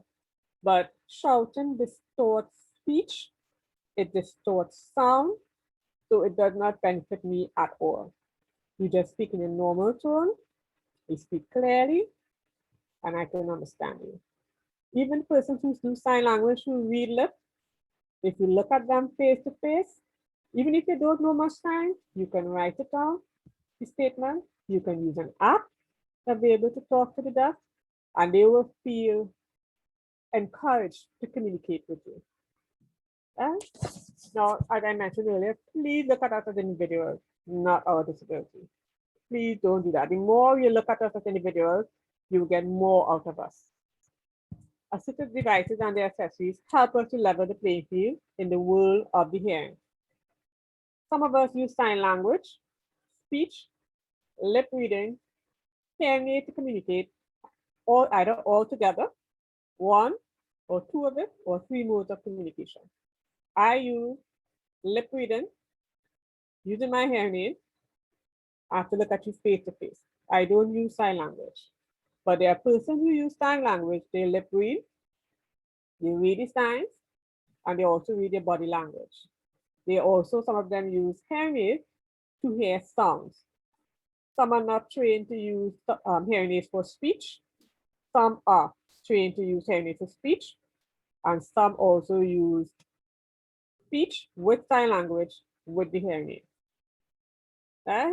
So if you want to communicate with somebody who is deaf or hearing impaired, you could just ask us what's the best way to communicate with us, and we will tell you. It's okay to write on what you want to tell us, or you can use an app, as I mentioned earlier. Now, my experiences, I have gained a lot of insight. My strengths. I'm always looking at how I can improve from my weaknesses, turn my weaknesses into strength. And I look for opportunities that I can actually go out there and help more persons like myself. And to me, I think we have come a long way. We still have a more way to go with respect to hearing impairment and the deaf culture in Trinidad and Tobago.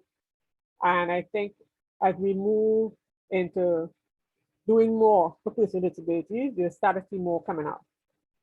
And that's what I want to see in the next, at least before I turn 65 years of age. I'm wait, not many years again for that, but I hope to see a lot more of persons with disabilities involved in a lot of things in the workplace, getting training, starting their own businesses, leading disability organizations, maybe even in politics as an MP. I would love to see those kinds of things.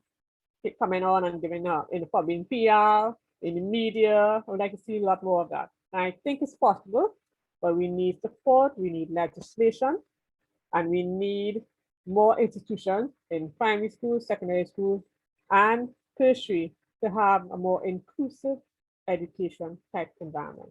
It will take some work, but persons with disabilities and their disability organizations are open to discussions as to how we can change that narrative. On that note, I thank you, and I'll be open to questions at the end of this webinar. Thank you. So thank you, Ms. Ribeiro, for sharing us your personal experience and your interaction with the wider community and how you made your adjustment with your hearing impairment with assistive technology. It was really insightful. And you showed us how you overcome obstacles you face with persons who didn't really understand your situation. And I must say, you indeed you directed your sales and take the win and took you to your destination. So thank you so much. Thank you very much. Thank you for having me. So at this time, we have two final speakers, and I was just looking at the time, time is fast spent. So the person that we had from the central bank, Ms. Hyde O'Brien, was not able to make it due to unseen circumstances. But however, I will just give you a brief summary of what has been going on at the central bank in terms of assistive technology in the workforce. So the HR department at the central bank had an accommodation with the Down Syndrome Society of Trinidad and Tobago, where they offered an internship to students with Down syndrome. And it was very successful. Initially, they assigned a mentor and a coach to the student or to the intern. They had an induction ceremony where they sensitized the employees to their new their new OJT, as I would say. They also assigned a supervisor to ensure that proper interaction with the workers and the new employee. Another thing they ensured also is that there was always good communication with the parents at home. So they kept the parent of the OJT involved in everything that was going on. So they had a good rapport with the parents. One thing that was mentioned, the OJT was always direct and frank and spoke clearly. She had a clear picture in her mind what she wanted to do, how she wanted to do things, and she was friendly, so she spoke her mind. And from the society, Down Syndrome Society, they asked the central bank HR department to ensure that you treat her no different, because they don't want, she's not looking for sympathy as some of us may think. She just wanted to treat it as an equal. And that is exactly what happened. Suffice to say, today that said individual is now working with Scotiabank. So the internship has been very successful. And it is only due to COVID-19 experience or the pandemic, the internship has been stopped temporarily.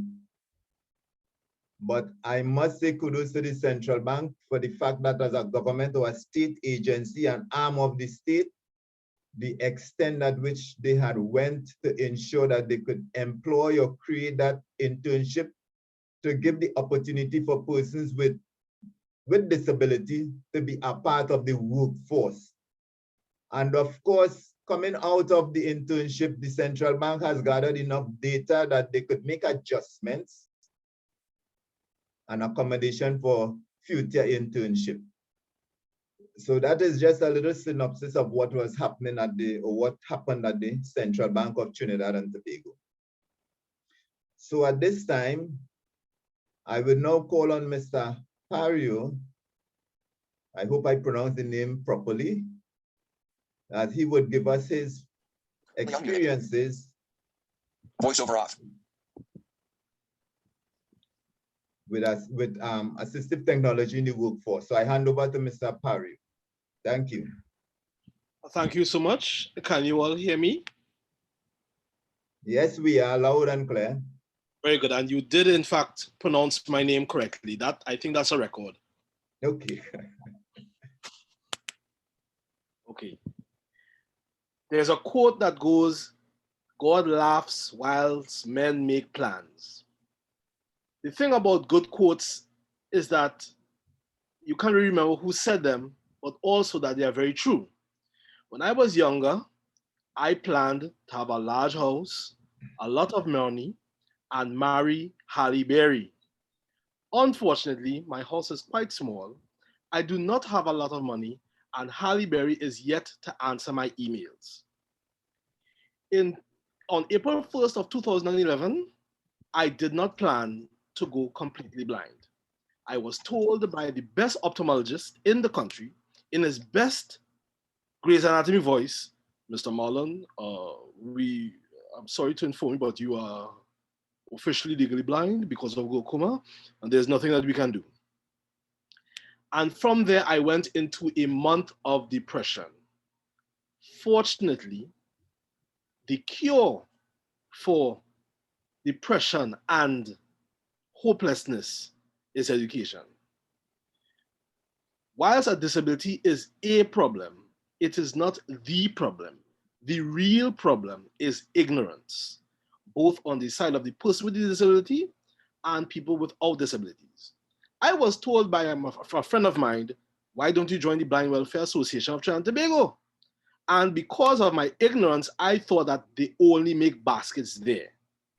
I took a chance and went there, and there I met a young lady who also had a visual impairment, and she exposed me to something called JAWS, Job Access for Windows Systems.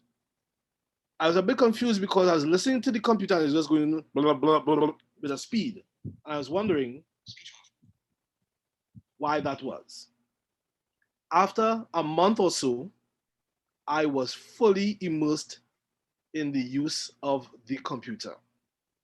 And because of that, I was able to keep my job as a member of the Trinidad and Tobago Police Service. I have been a police officer for about 20 years, and I've been blind for 10 of those years. And I'm still working simply because of assistive technology. Over the time I've been at Bioinfo and at PAVI, which is Persons Associated with Vision Impairment, I was able to learn from more and more individuals about different types of technology and adapt it to my use. I learned that I could use a phone, I could use my computer, I can use televisions and the like, simply because of assistive technology. Now, at this point, I am diabetic and I'm hypertensive, but even my blood sugar machine and my blood pressure machine speaks because it is adapted for my purpose. Now, because of the fact that all of these things exist, I can now operate within my job. And for all those who are thinking, no, I don't direct traffic, that's a no-no. And I don't chase bandits, that's also a no-no as well. But I am able to do criminal analysis, which is pretty much just sitting down by a computer and getting facts and figures and presenting it. But because of assistive technology and the fact that I'm a bit tenacious on my best of days, I am able to manipulate Excel spreadsheets, create reports, and even present PowerPoint presentations to mostly sighted people. I have done presentations to the Minister of National Security. The only issue is that I have is that they are more concerned with how I do the PowerPoint rather than the content of the PowerPoint. Now I use a Macintosh computer, and for all those who don't know, all Apple devices can speak. I have my Apple computer, I have an iPhone 8, and for those who want to donate an iPhone 12, I'll be more than happy to receive, yes. I also have an Apple Watch, and they all speak. More importantly to these devices are the applications that go with it. So on a daily basis, on an average day, I will go to Rituals Coffee, oh yes, and because of the pandemic, I'm missing my Rituals Coffee. I will go to Rituals and I will take out my laptop and I'll do some work. And now, because of the advances in technology, I am using automation. So not only do I use my spreadsheets, I can manipulate my spreadsheets, read it, and edit it and so on. I now don't even have to do it manually. I can do it automatically. For those who are into IT, they know about macros. So I do macros as well. So when my supervisor asks me to do a particular task, and they said, how long will that take? And I said, it'll probably take about a day or two. Chances are I'll be finished in 10 minutes. But what he doesn't know is my benefit. Is my benefit. So there are applications such as Text Expander, which is primarily used for someone who does not have a disability, but it is accessible. And Text Expander basically assists me by creating short snippets for large amount of text that you use over and over and over. Like for example, in my documents, I type Trinidad and Tobago Police Service. So now I don't have to do that anymore. I just type in TTPS and expands the Trinidad and Tobago Police Service. So that makes my job a whole lot easier and I do things a whole lot faster. I use Keyboard Maestro in order to automate certain things. So I can automate my computer where at 8 a.m. it does a particular thing and so on. I also use RSS readers where I can read in newspapers. Yeah, all these things are accessible to me simply because I have assistive technology. And I do things different to other persons. For example, if I have to type a message on my phone, I use Braille. Now, not the Braille that you would see the little dots on the paper, but I can manipulate my fingers in a way that I can type in Braille. So I'll give you an example. So I'm using my iPhone here, and I'm hoping that you all can hear. So I'm using my 6 finger, these 6 fingers as the 6 dots in Braille. So I can type A, B, C, D, E, F, G, H, I, J, K, L, M, N, O, P, Q, R, S, A, R, B, B, quotation mark, T, U, V, W, X, Y, Z, space, L, portrait, select speech off. So that's how I type when I have to send a WhatsApp, when I have to go on IG, yes, I'm on IG. When I have to go on Facebook, yes, I'm on Facebook. A lot of blind persons are on Facebook. Or whether I have to do things on Zoom or Skype or any of these applications that are accessible to persons with visual impairment. Because of this, I also am able to spread the word of coping and existing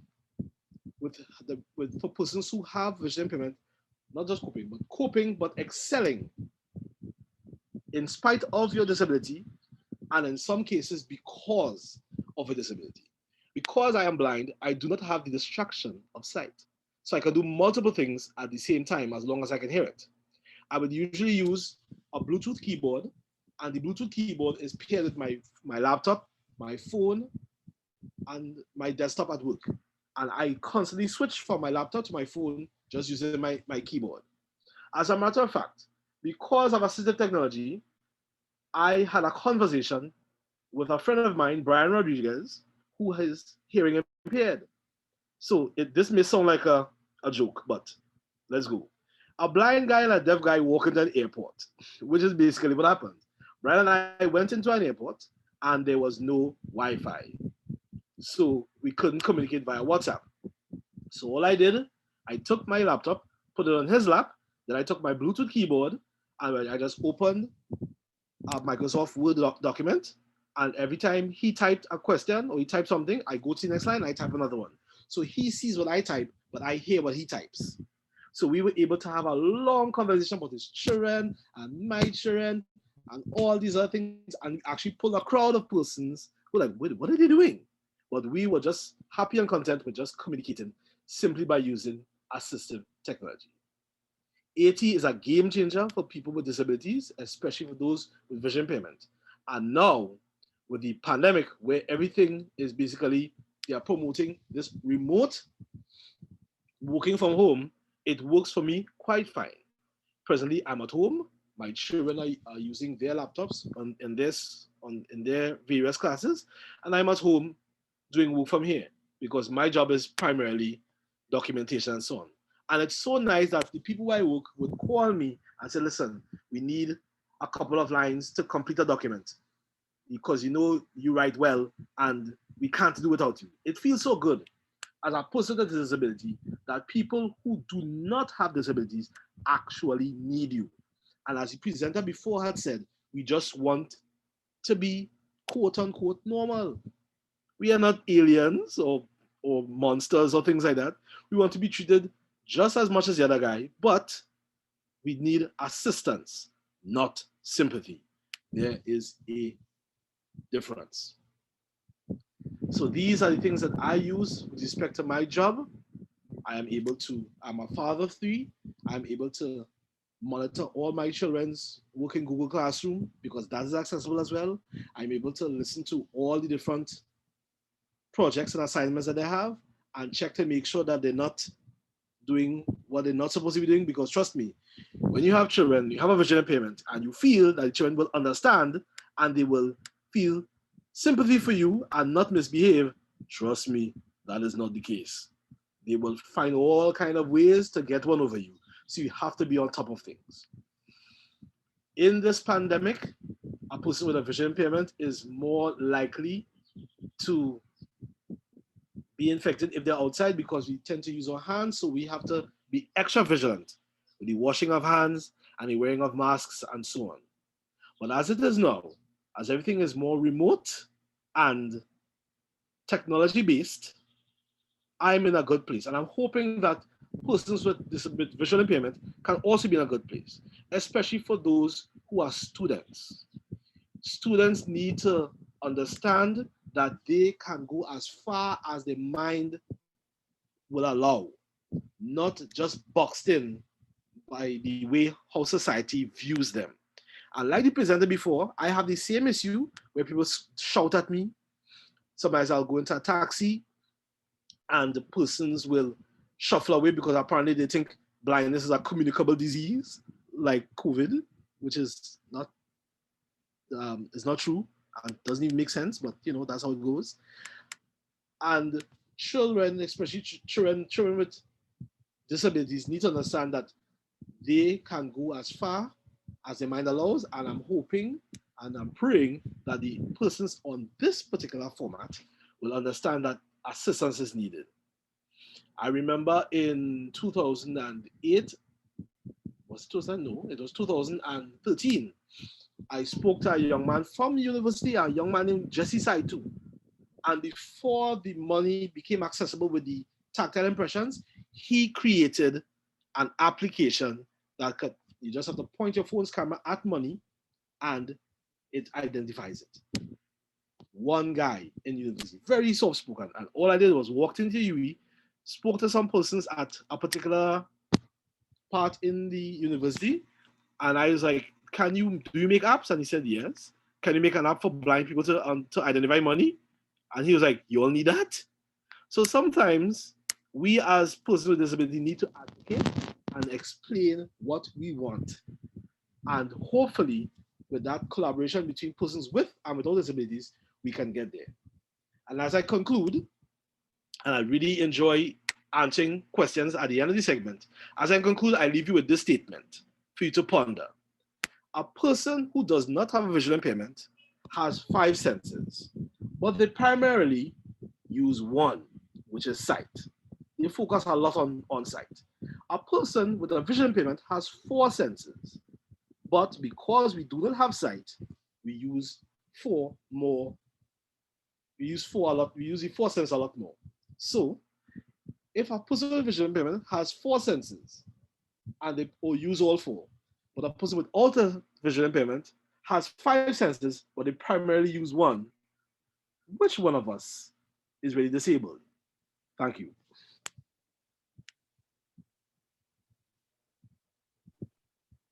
So thank you, Marlon. Thank you.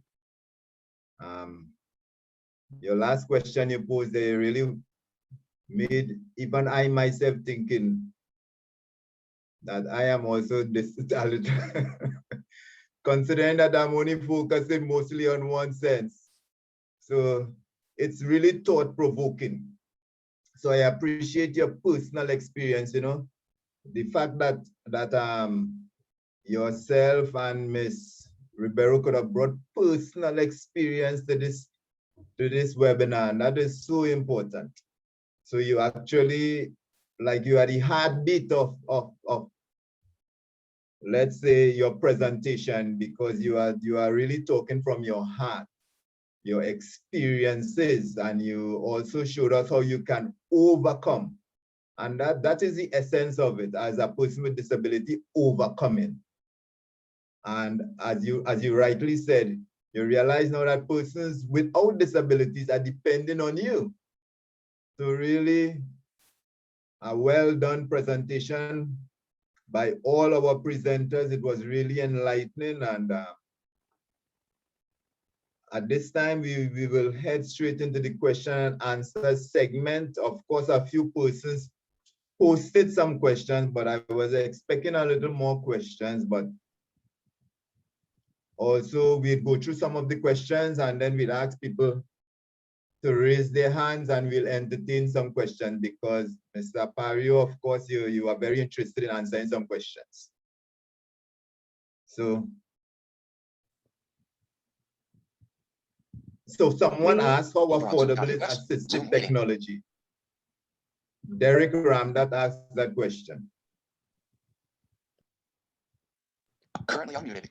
Voiceover off. The prices of assistive technology, rather here speaking, the prices of assistive technology ranges. It depends on the device that they're looking for. And unfortunately, most of the devices, as all of our people, our speakers will tell you, we usually have to bring them in So apart from paying for the device, we generally have to pay for shipment as well. Yes, I just like to chime in. Yes, it is. It can be expensive, and yes, it is true that we do, in fact, have, because the blood sugar machine that I currently use, I had to order it from the United States. There is a device called a Braille display, which basically you can take Word documents and entire books and put it on a memory card and put it in the Braille display, and it basically gives you refreshable Braille, so you can read a whole book in Braille on that device. That device is 8,000 US. Wow. And it's the size of a phone. So just imagine something the size of a phone, but the cost of a foreign use vehicle. So thank you, Marlon. We have Ms. Maniram who would like to ask a question. So go ahead, Ms. Maniram. If you are hearing me. So Marlon, yes, she says, so Marlon, Hi. that's pretty wonderful. And it's really nice hearing your experience, because there are a lot of people I know, they when they interact with them, they don't know how to talk with me because I am deaf. Or sometimes when interacting with the deaf, with the blind, sorry, it's also the same. They're not sure how to interact with you when it comes to, you know, holding your hand and guiding. I remember a long time, I used to see people helping people guide the blind when they're walking, etc. And I myself was antsy about it. But now you spoke about all these different things and how your experience was. And I'd really like to know, with the deaf community, how can we also, you know, hear or learn how to communicate with you as well, you know, because our English isn't on point, but how can we as a deaf community communicate with you, a blind person? Well, I think the same thing, the best way would be the use of the phone. I have a cousin who has a hearing impairment, and we communicate via WhatsApp. She speaks and I speak, and I've learned from a good friend of mine at CVAS that, and I was of the opinion that the way she speaks was a bit confusing, but I noticed that persons who use sign language, for example, they won't say, and you could correct me if I'm wrong, they won't say my baby is sick. They just say baby sick, because that's how they sign. Is that correct? She says, yes, that's right. Oh. Right. Right, so that's why I will type in an entire sentence, but she types in a different way, so I have to understand that this was, and I have to read between the lines. And before, I forgot to mention the CTU, which is the Caribbean Telecommunications Union, has a program called CVAS, which is Caribbean Video Assistance System, where they help persons with, yes, I know about it. With both hearing and vision impairments, so that a blind person can use their phone and they can look through their cameras, and a sighted person will be able to assist. Now, there is another app called Be My Eyes, which is also free, but the thing with Be My Eyes, it's worldwide. CVAS is more local. So I am pointing my camera at my refrigerator, and I'm asking the person which one is the blue band and which one is the golden ray. And I'm talking to somebody from Australia. He don't have a clue what is golden ray and what is blue band. But with a Trinidadian using the CVAS system, it'll be a lot easier, and I wouldn't have to interpret as much. So I guess to answer your question, it's just a matter of, because if it's one thing I noticed, it's not really a divide between persons with and without disability. Sometimes even people within the disability community don't even understand each other's disability. So it just takes a lot of collaboration, and eventually you get a solution. So thank you. She says, yes, she agrees. That is so true. And I hope that more, you know, the team and join with the deaf community, and we all come together as a disabled group, understand each other's experience, you know, and we'd be like that for the future. Of course. she claps and says, thank you very much. So thank you, Ms. Maniram. You could also lower your hands, please. And I have a question for Dr. Ransom. What can Yes, we I'm do? here. What can we do to change the perception or the negative perception concerning TVET? Right, we have to educate people. You know, people, what they don't understand, they tend to criticize. We changed our whole school, the thinking. It was a kind of school that some teachers whose children were scholarship winners and whatever. But it happened that some of the TVET students went to did the same degree with their own children. So they were coming upstairs to find out how to make this. Their own children were coming, they were coming. They found out later on, you know, they had missed that in their education. When we were growing up, we were able to sew and do that and that from high school, but they have had that opportunity. So when the different people who were criticizing at first came, and upstairs was really posh. You understand? Floors polished, nice drapes, this, that, the other, all kinds of equipment. And from the time they started carrying the news around about it, the whole perception had to change because they understood then. You understand? People who would criticize food and nutrition, all the doctors do food and nutrition. So if a child had the person who did it here, she got a scholarship. You understand? Just like their daughters and that kind of thing. So we need to make people understand. When I went to the States I was doing a PhD in research and so on. But they had a computerized machine selling for $25. And I had one of my students from Trinidad with me.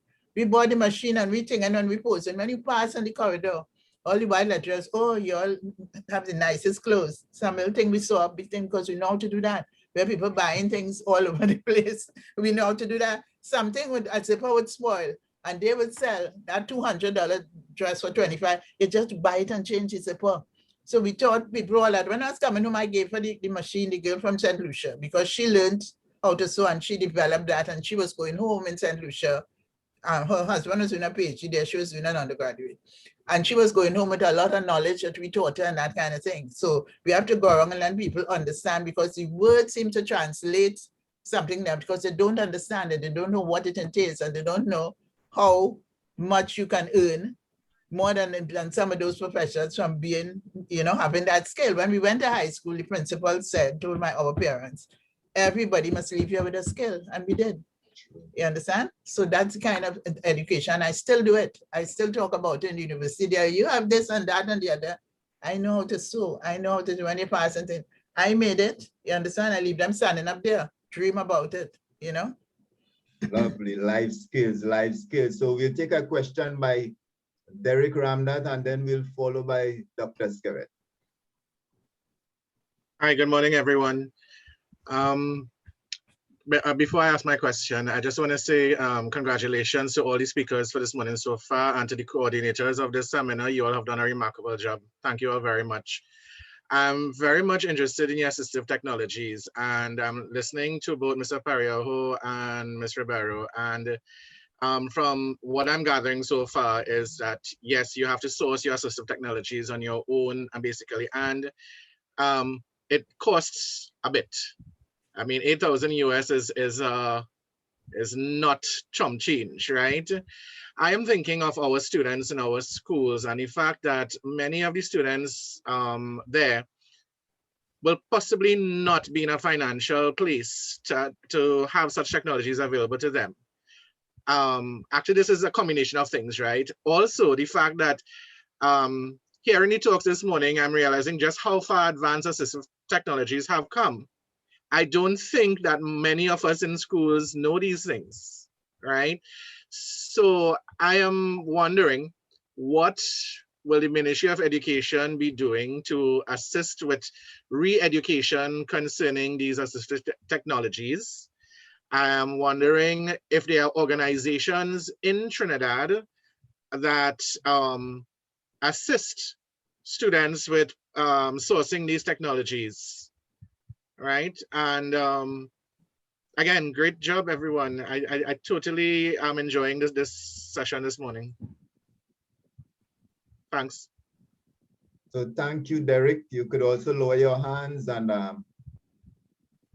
of course, as far as the Ministry of Education is concerned, I know that they are just supplying devices to school. To get deeper into the assistive technologies, another situation. So at this time, I'd ask Dr. Skerrett to give his contribution, or ask his question, sorry. All right, so it wasn't a question. I don't know if Radha was going to comment anymore on the gentleman's comment question.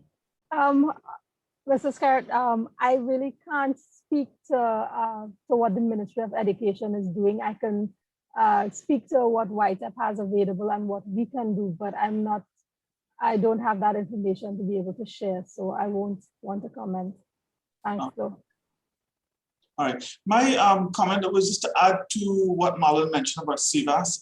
I have been working with CVAS for some time, and while I wanted to mention it in my presentation, because I was asked to focus just on introducing the whole issues of the challenges and opportunities with TVET and persons with disabilities because of the pandemic, I sought to stick to that. However, I did want to endorse CVAS. CVAS has been very helpful to the deaf community. I'm wondering how many people here have heard of CVAS. So we have a community of people who are working with persons with disabilities.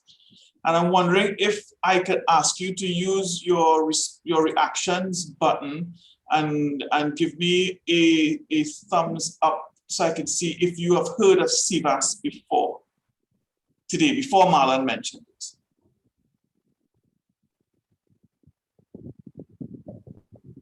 It's the first time I'm hearing it.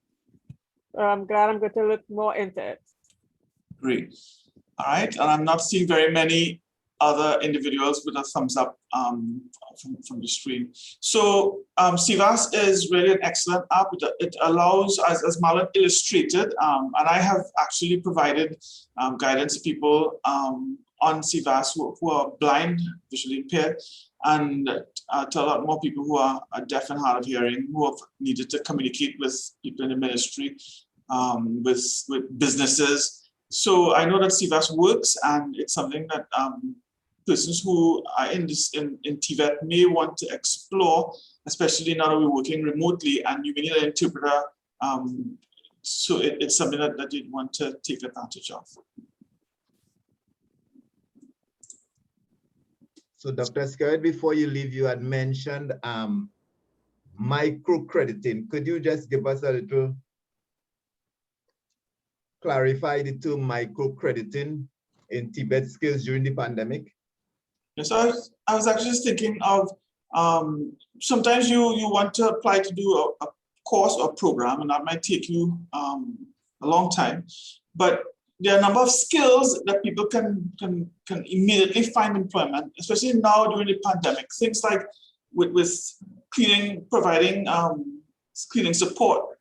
There are specific skills associated with that. You can safely do that. That's something that you can get a certificate in. So if I wanted to add a business and I wanted to hire somebody to provide that kind of cleaning, to protect my customers, protect my employees, I can have somebody who's certified it because I know they've been trained.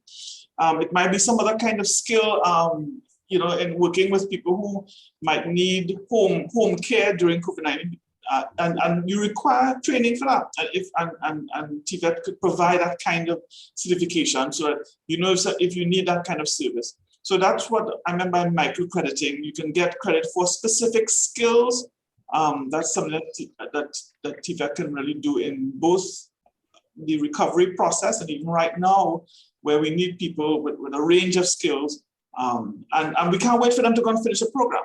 So that's what I was referring to. Okay, thank you, sir. Nigel, we have Trevor, I can't pronounce his surname, Privat, who's going to tell us a little bit more about CVAS. Okay, go ahead, Trevor. Yes. Oh, hi. Good morning to everyone. Thanks very much for the opportunity. Yes, my name is Trevor Privat. I'm with the CTU, the Caribbean Telecommunications Union. We are an intergovernmental organization made up of 20 member states throughout the Caribbean. As Marlon and Dr. Paulson Scarrett has mentioned, CVAS is an initiative which the CTU has been spearheading. We've been operating now for about, in total, over a year. We started really in earnest last year, May the 11th, It was really on a pilot basis at the beginning, but we've now moved into what we call the full operational mode. I'm actually looking at what's happening on my other, I have another laptop on my left here because, and I'm looking at our agent, his name is Julian Blackman, and he's actually interacting with, it would be a deaf person. Yes, I can see it's a deaf call. So as was mentioned, CVAS helps both the deaf in particular, I think, because what happens if you want to talk to someone who is a hearing party, as long as you have internet access, you have a smartphone, you can download the CVAS app. If you go to cvas.info, and I put it into the chat, you can get a lot of information about CVAS. There are demonstration videos for both how it works for the deaf, and you'll see Marlon starring in one of those. And also the demonstration video has, for the blind, it has audio description. So just because you're blind, you will recognize what is happening. So please do visit it. I was interested to see that very few people have heard about CVAS. That's because we've tried basically operating through the associations, TAHI, through DEF, through the Trinidad and Tobago Blind Welfare Association. And we've been trying to, PAVI as well, and trying to spread the word as far as possible. But I really would appreciate if everyone here, obviously all of you are very much interested and in making things better for people who are disabled. And so for PWDs. And so that if it is that you can spread the word for us, that would be tremendous. Just if you ask people to go to cvas.info, you'll find all the information you need there. You'll be able to access the application. It's now very much easier to download than it was in the past. And as I say, unfortunately, because of our limited funding, we can only do basically, we operate 3 days a week on Mondays, Wednesdays, and Fridays, and only between the hours of 11 and 7 at the moment. But obviously, we hope that that can be expanded. Someone asked in the questions in the chat whether it's available overseas. As I said, the CTU is an international regional organization, and it is the intention for us to take it to the other Caribbean territories as well. But at the moment, we've started here in Trinidad and Tobago, but we do want to take it. Now, if it is that you are overseas and you want to access CVAS, you can do, because you would come to us over the internet and there's no cost. One of the things I do need to stress is that our agents, they're all sign language interpreters, and they all have signed confidentiality agreements, and we have a code of ethics which they have signed and certified that they will follow. So it is a confidential service, because I think that that's a consideration. The people who call CVAS want to know that their business isn't going to be spread onto the streets, so to speak. So I think that's another important thing. But going back to if someone from abroad wants to use CVAS, they can do. Say, for instance, anyone who's blind at the moment could go on to the cvas.info website, download the app, and use CVAS. We have no problem with that. And it will cost you nothing because it's an internet call, right? Obviously, it'll cost you the cost of your internet connection, right? But for someone who's deaf, we can't, when we are able to move it to the other territories, you'll be able to call and speak to someone in your territory who is, so it's a local call, and they will be able to call you, and in like manner, it'll be a local call. But at the moment, if it is that you want, for instance, like one person we have from St. Lucia, his mother lives in New York. She calls into CVAS and calls him. He's deaf, she's not, and they have conversations in that way. So that's what's possible. But for instance, someone who's in St. Lucia who wants to speak to the Ministry of, let's say, Social Development in St. Lucia, we can't accommodate that at this point. We can only accommodate people who, if for instance, you're in St. Lucia and you want to talk to someone in Trinidad and Tobago, that's fine. We can do that. But we can't allow you to access someone who's in St. Lucia, because that's at this point an international call.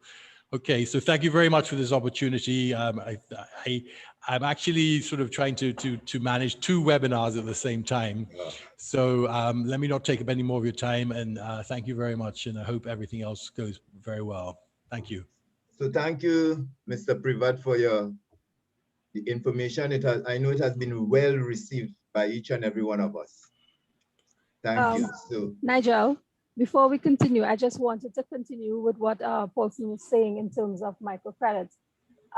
In all TVET systems, if the certificate is one, let's say, for example, in the culinary arts, we're doing commercial food preparation. It's broken up into modules, and a candidate in TVET can then earn modules. For example, they can do bread, cakes, and pastries, all the modules pertaining to that, so they become certified in that area, they can receive a module award, a unit award for sandwich making or for soups, so that they are now qualified to be able to provide that service, because they can get certification for that unit, and they can do this over a period of time, and they can start their course at YTEP and finish at another service provider, because the curriculum is the same, and they'll be able to earn their modules or they'll earn their units as they go along.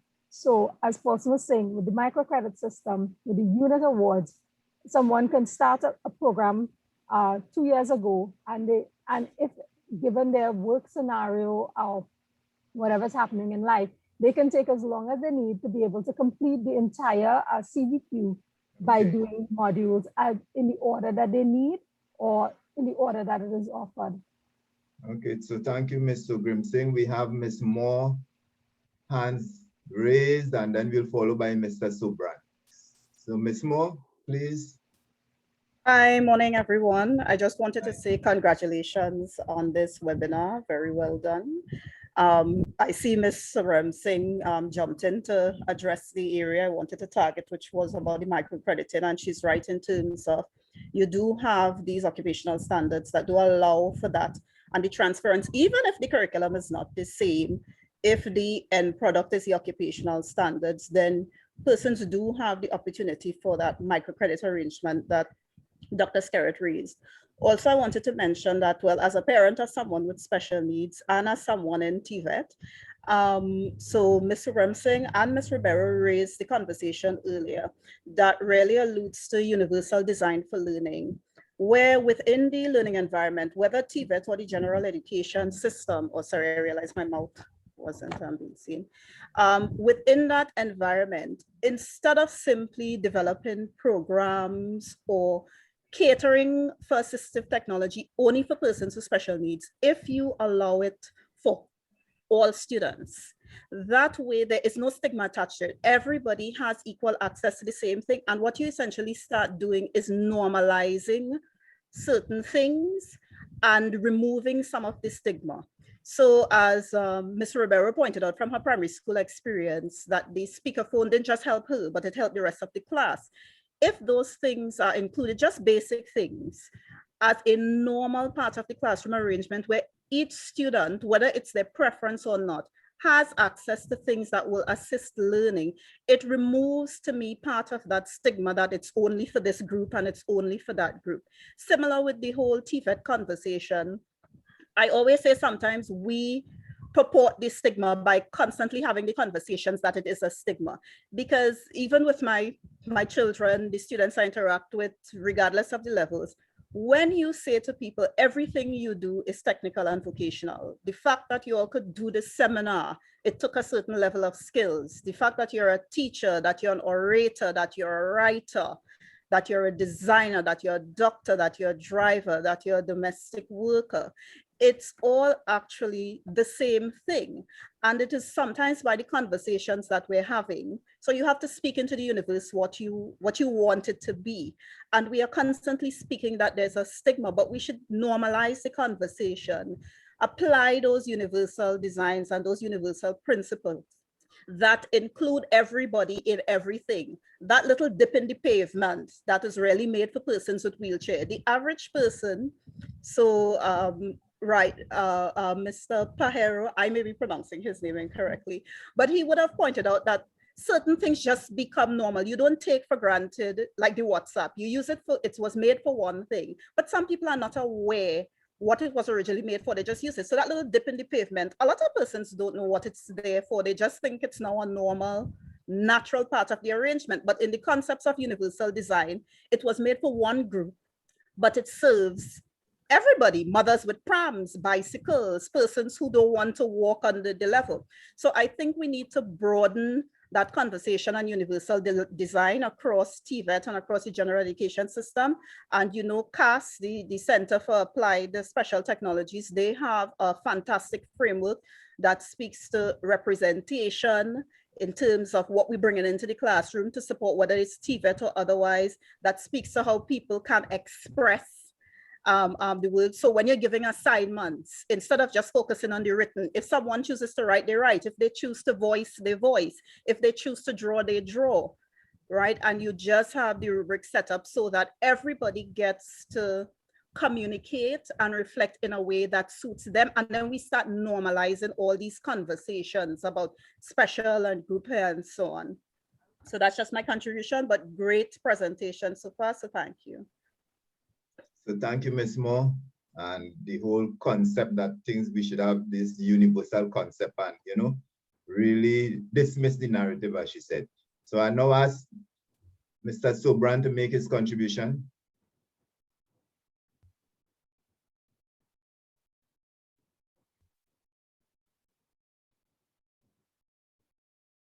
Mr. Sobran, are you there still?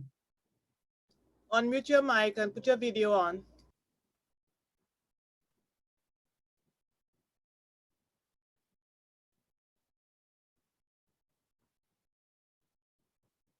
So in the meantime, while Mr. Sobran probably having some technical difficulties, we'll go to Mr. Privat.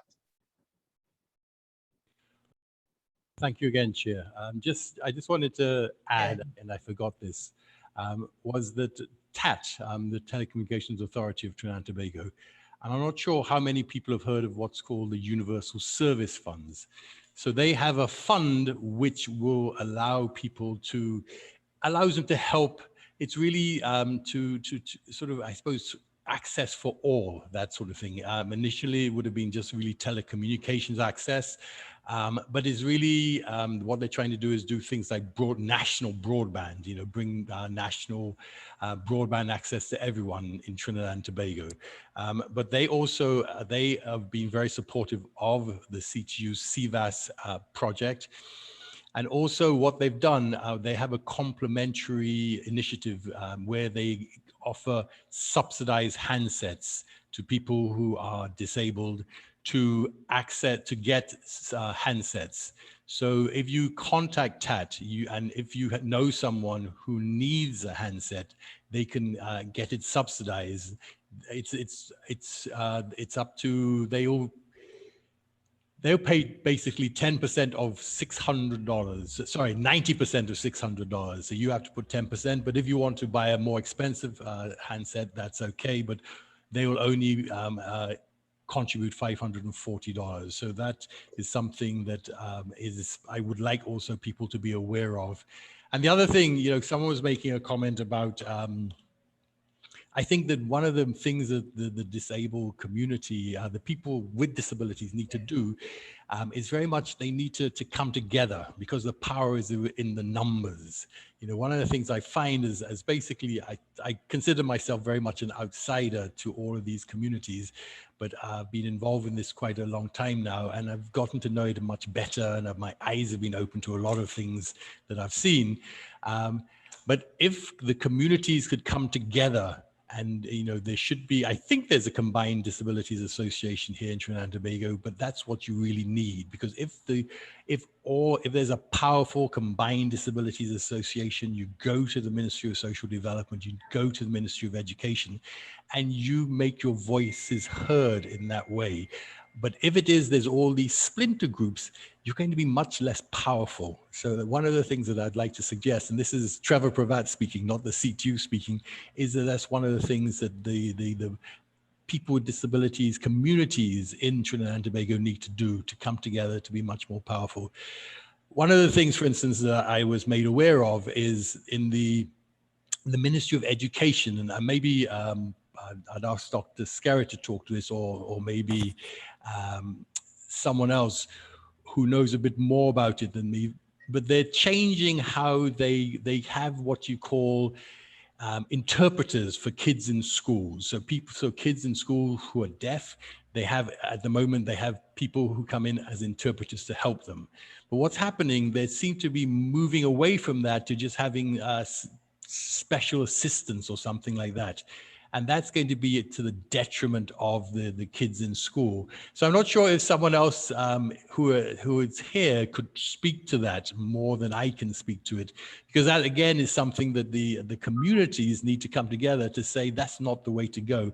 It's very much akin to what the previous speaker was saying, where basically don't make these things something special for someone, but it really helps everyone. And so it's so that when the voicing is happening, everyone's benefits who can benefit from it. So I'm not sure if someone else maybe can speak to it. I don't know, and I'd yield the floor to someone else who can speak to that particular issue about the Ministry of Education seems to be moving away from just having interpreters to help people who are deaf in schools to kids in schools to just, they're not going to be interpreters anymore, or they may have interpretation skills, but they may not.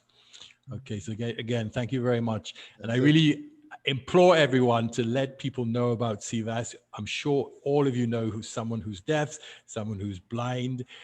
We'd love to help you. We'd love you all to join CVAS and use CVAS. Okay, thanks again, Chair. So thank you. So I now ask Mr. David Sobran to make his contribution quickly. Yes, apologies. No problem, sir. My system was on mute. And apologies for the lack of images, not my computer. I have a comment. Successful teaching and learning in any subject, including vocational subjects, require interactivity. Whether you are adjusting a router, sharpening a chisel, or planing a piece of wood, there must be an action, a demonstration. The student imitates, and then there is feedback. So there is an interactive feedback loop. Certainly not one-way or teacher-focused communication. To achieve these ends, smart technologies can stream video. And the presenters all pointed out that there were limitations in the ability of students to successfully use these devices for learning, especially in a COVID environment. I would go further and suggest that many, if not most, of the TVET teachers do not have full mastery over these devices that would facilitate optimal use in the teaching learning process, which is interactive. I would like most humbly to suggest that the primary emphasis should be on conducting online teacher tutorials that could be done even while they're at home or at school or wherever, so that the teachers will become versed. And these tutorials must also include learning theory, so that the different features of the devices can be used to facilitate activities that are consistent with how people learn. I would also like to see that CVQ, the Caribbean Vocation Qualifications, provide for video recording of projects as a means of validating students' effort. And of course, as I close, I would like to point out that the olfactory sense of smell and the gustatory sense of taste have not been catered for as yet, but no doubt soon this will take place. Thank you very much.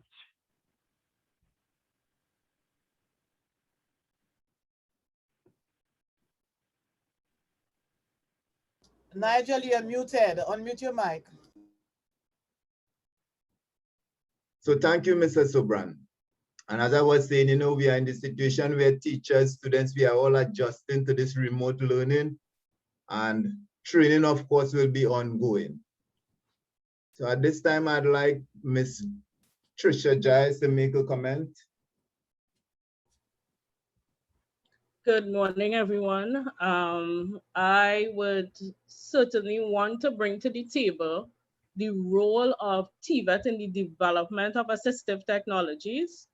And it's something as TVET practitioner, we need to pay attention to in terms of encouraging students and helping them to develop those innovative and creative way, and even to be able to identify problems that they may see and try to come up with solution. It's a whole range of area for entrepreneurship and also for the creation and development of products, and is something in terms of TVET. TVET practitioners need to pay attention to and really make contributions in terms of the development of technologies related to assistive or adaptive technologies. That's my contribution. Thank you, Ms. Giles. And just looking at the chat, you know, Ms. Whiteman answered the question for Mr. Sobran, where CVQ does allow video recording of students' work. So thank you, Ms. Whiteman. I now ask Ms. Ribeiro to make a contribution. Hi, I just want to make some statements I made in the chat group just to kind of summarize it. The CVAS, after I think we should make it more public awareness so people know that it exists. 1, 2, public awareness of the types of assistive devices that exist and how it can function in the workplace and the classroom for the entire public. But if you go to the US or the UK, Australia, and people see persons with assistive devices, it's like normal. It's not like you have to question it. In Trinidad, it is not like that. It's stigmatized. People don't know, or they still shout. And you know, we could do a sensitization program, massive campaign that have that constant bombardment that these exist and it is normal. This is for leveling the playing field, and that persons with disabilities have a right to access all sectors of the society. So I mentioned a lot of that in the chat and just bring it forth in the thing front. That's it. Thank you very much.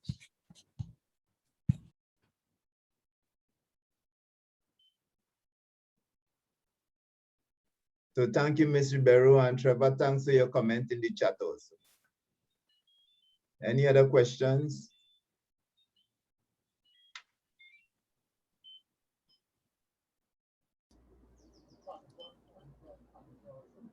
Okay, we could introduce the Juliet now to wrap up. Yeah. So thank you all for your comments, your concerns. It was all very inciting. It was all, I think that we are leaving this webinar in a much better place. And of course, we are spreading the good word of assistive technology in the workplace and in the classroom. So at this time, I'll hand over to Ms. Juliet Pope to give us our closing remarks. Good afternoon, everyone. Good afternoon. Let me start by just saying, wow, this has been an extremely informative and interactive session. And I think you all deserve a round of applause. So I'll ask that you give each and every one of our speakers, as well as yourselves, a round of applause by utilizing the emoji on the reaction that everybody knows it's a round of applause. So let's just give ourselves a round of applause first and foremost. Thank you so much, Tricia. I'm seeing them coming up. Great. With that said, I'd like to echo both Marlon's and Ms. Ribeiro's sentiments when they both stated that education is very important in treating with some of the issues that we have today. Educating ourselves about what is considered to be a disability, first of all, and how to treat with disabilities. Once we are able to do that, then we definitely are on the right track to understanding and starting that inclusive talk to ensure everyone is treated equally as we go forward. Marlon, sadly, I don't have an iPhone 12 to give to you, so hopefully we'll figure something out. But the one thing I want to say though, Marlon, is that I hope that the information that you have disseminated today will not just amaze us today, but spur us into action and also help us to move forward and speak to others about what is faced in our society today and stamp out the stigma that is considered right now or is surrounding disabilities within Trinidad and Tobago. I think you guys perfectly stated it when you say, let us continue to begin, or at least continue to support the individuals within our society that are disabled and that may be right next to us. One of the ways we can do that is reaching out to our governmental representatives and lobby for changes in our legislation, changing the ways our school systems are set up, changing in the quality of life that is put forward for individuals who are currently with a disability. Just a tidbit that I want all of us to hold on to before we go. Almost every one of us has a disability. And I know they would have pointed out many disabilities earlier in the speech. And as you can see, I wear glasses. So I definitely have a disability. Without my glasses, I can't even read my phone. So yes, I can certainly identify with needing some sort of assistive technology to aid me to do my day-to-day tasks. I've been fortunate to work with international companies that utilize interpretive services. And I remember my first experience with it, where I was one of the managers in a call center and an individual called in. So the interpreter would call, the representative would take the call, and they would interact, and that person would speak with the client on the other end via video. Me not being accustomed to this, coming from Trinidad and Tobago, I was completely lost. And it's ironic that we're not exposed to this whatsoever. And being in that environment and seeing how smoothly it happened and how interactive the whole session turned out to be, and productive as well, it made me understand, and not just understand, but realize that, hey, there's so much more in our society that we are yet to understand in regards to people who are differently abled. I'd like to leave you with this, with one thing. If nothing else you've taken from this seminar today, I'd like you to remember this one thing.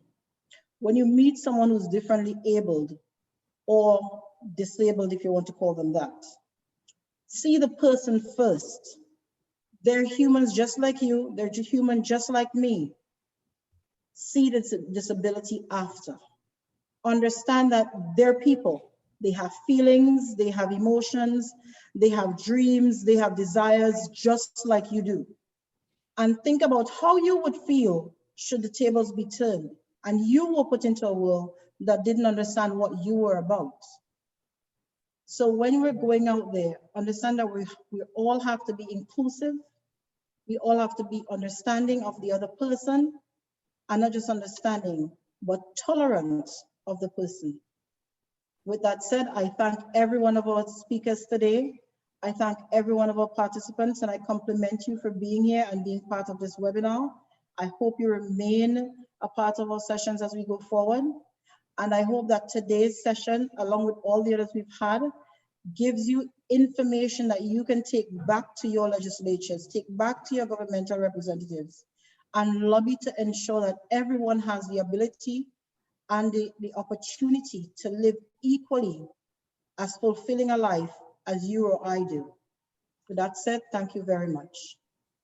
No, thank you, Ms. Pope. Thank you, Ms. Pope. It was well received. And of course, we are all living here. As I said, with so much more information, it's really, the whole webinar is really to sensitize us to the situation with persons with disability and how assistive devices can really help to level the playing field. With this being said, I would ask Dr. Jameson to make any last closing remark, or should I say bring this webinar to a close, Dr. Jameson? Okay, good afternoon, everyone. Good morning, almost afternoon. Thank you very much, everyone, for such a wonderful webinar, a wonderful presentation. I am very, very heartened to see my leaders in TVET and Workforce Development are taking the mantle to, sorry, somebody else will start my video. Taking the mantle to be able to move, to be able to address the issue of disability in the, especially assistive technology. We have one more webinar, so mark your calendar for June 2nd, and we are going to be looking at reasonable accommodation in TVET and the workforce. Godspeed, everyone. Take care of yourselves. Stay safe. And until we meet again on June 2nd, we will send you all of the information that is needed. And we have if you think our speakers today were wonderful, you're just going to listen to our speakers on June 2nd. They are just as good. So thank you very much, everyone. And as I want to end, I usually say to my students, how do you eat an elephant? And the answer is one bite at a time. So how do we address inclusive education or assistive technology in TVET and in the workforce? One bite at a time, one step at a time. And I thank you, everyone, and do enjoy the rest of your day. God bless you all. Over to you, Nigel. Have a good afternoon, everyone. So thank you, Dr. Jameson. So at this time, this webinar is officially closed, and I just want to thank everyone, UNESCO, UNIVOC, of course, the University of the West Indies, and the TVET leaders. Thank you all. Thank you for the participants for being here and listening, and to spread the gospel of assistive technology to the general public. Again, thank you, our presenters. We really appreciate you setting aside time to being with us here and enlightening us. Thank you again, everyone. And I would say safe journey home, but be careful and stay safe in this COVID-19 environment. Thank you all, and have a good afternoon. Bye-bye. Bye, everyone. It was informative. Bye, everyone. Bye. Bye. Bye, bye, thanks. Bye, everyone. Bye, everyone. Thank Feel you. refreshed. Very positive and informative webinar. So Thank true. you. Bye, everyone. I got more than I expected and I thought, really. Do have a great afternoon, people. Thank you.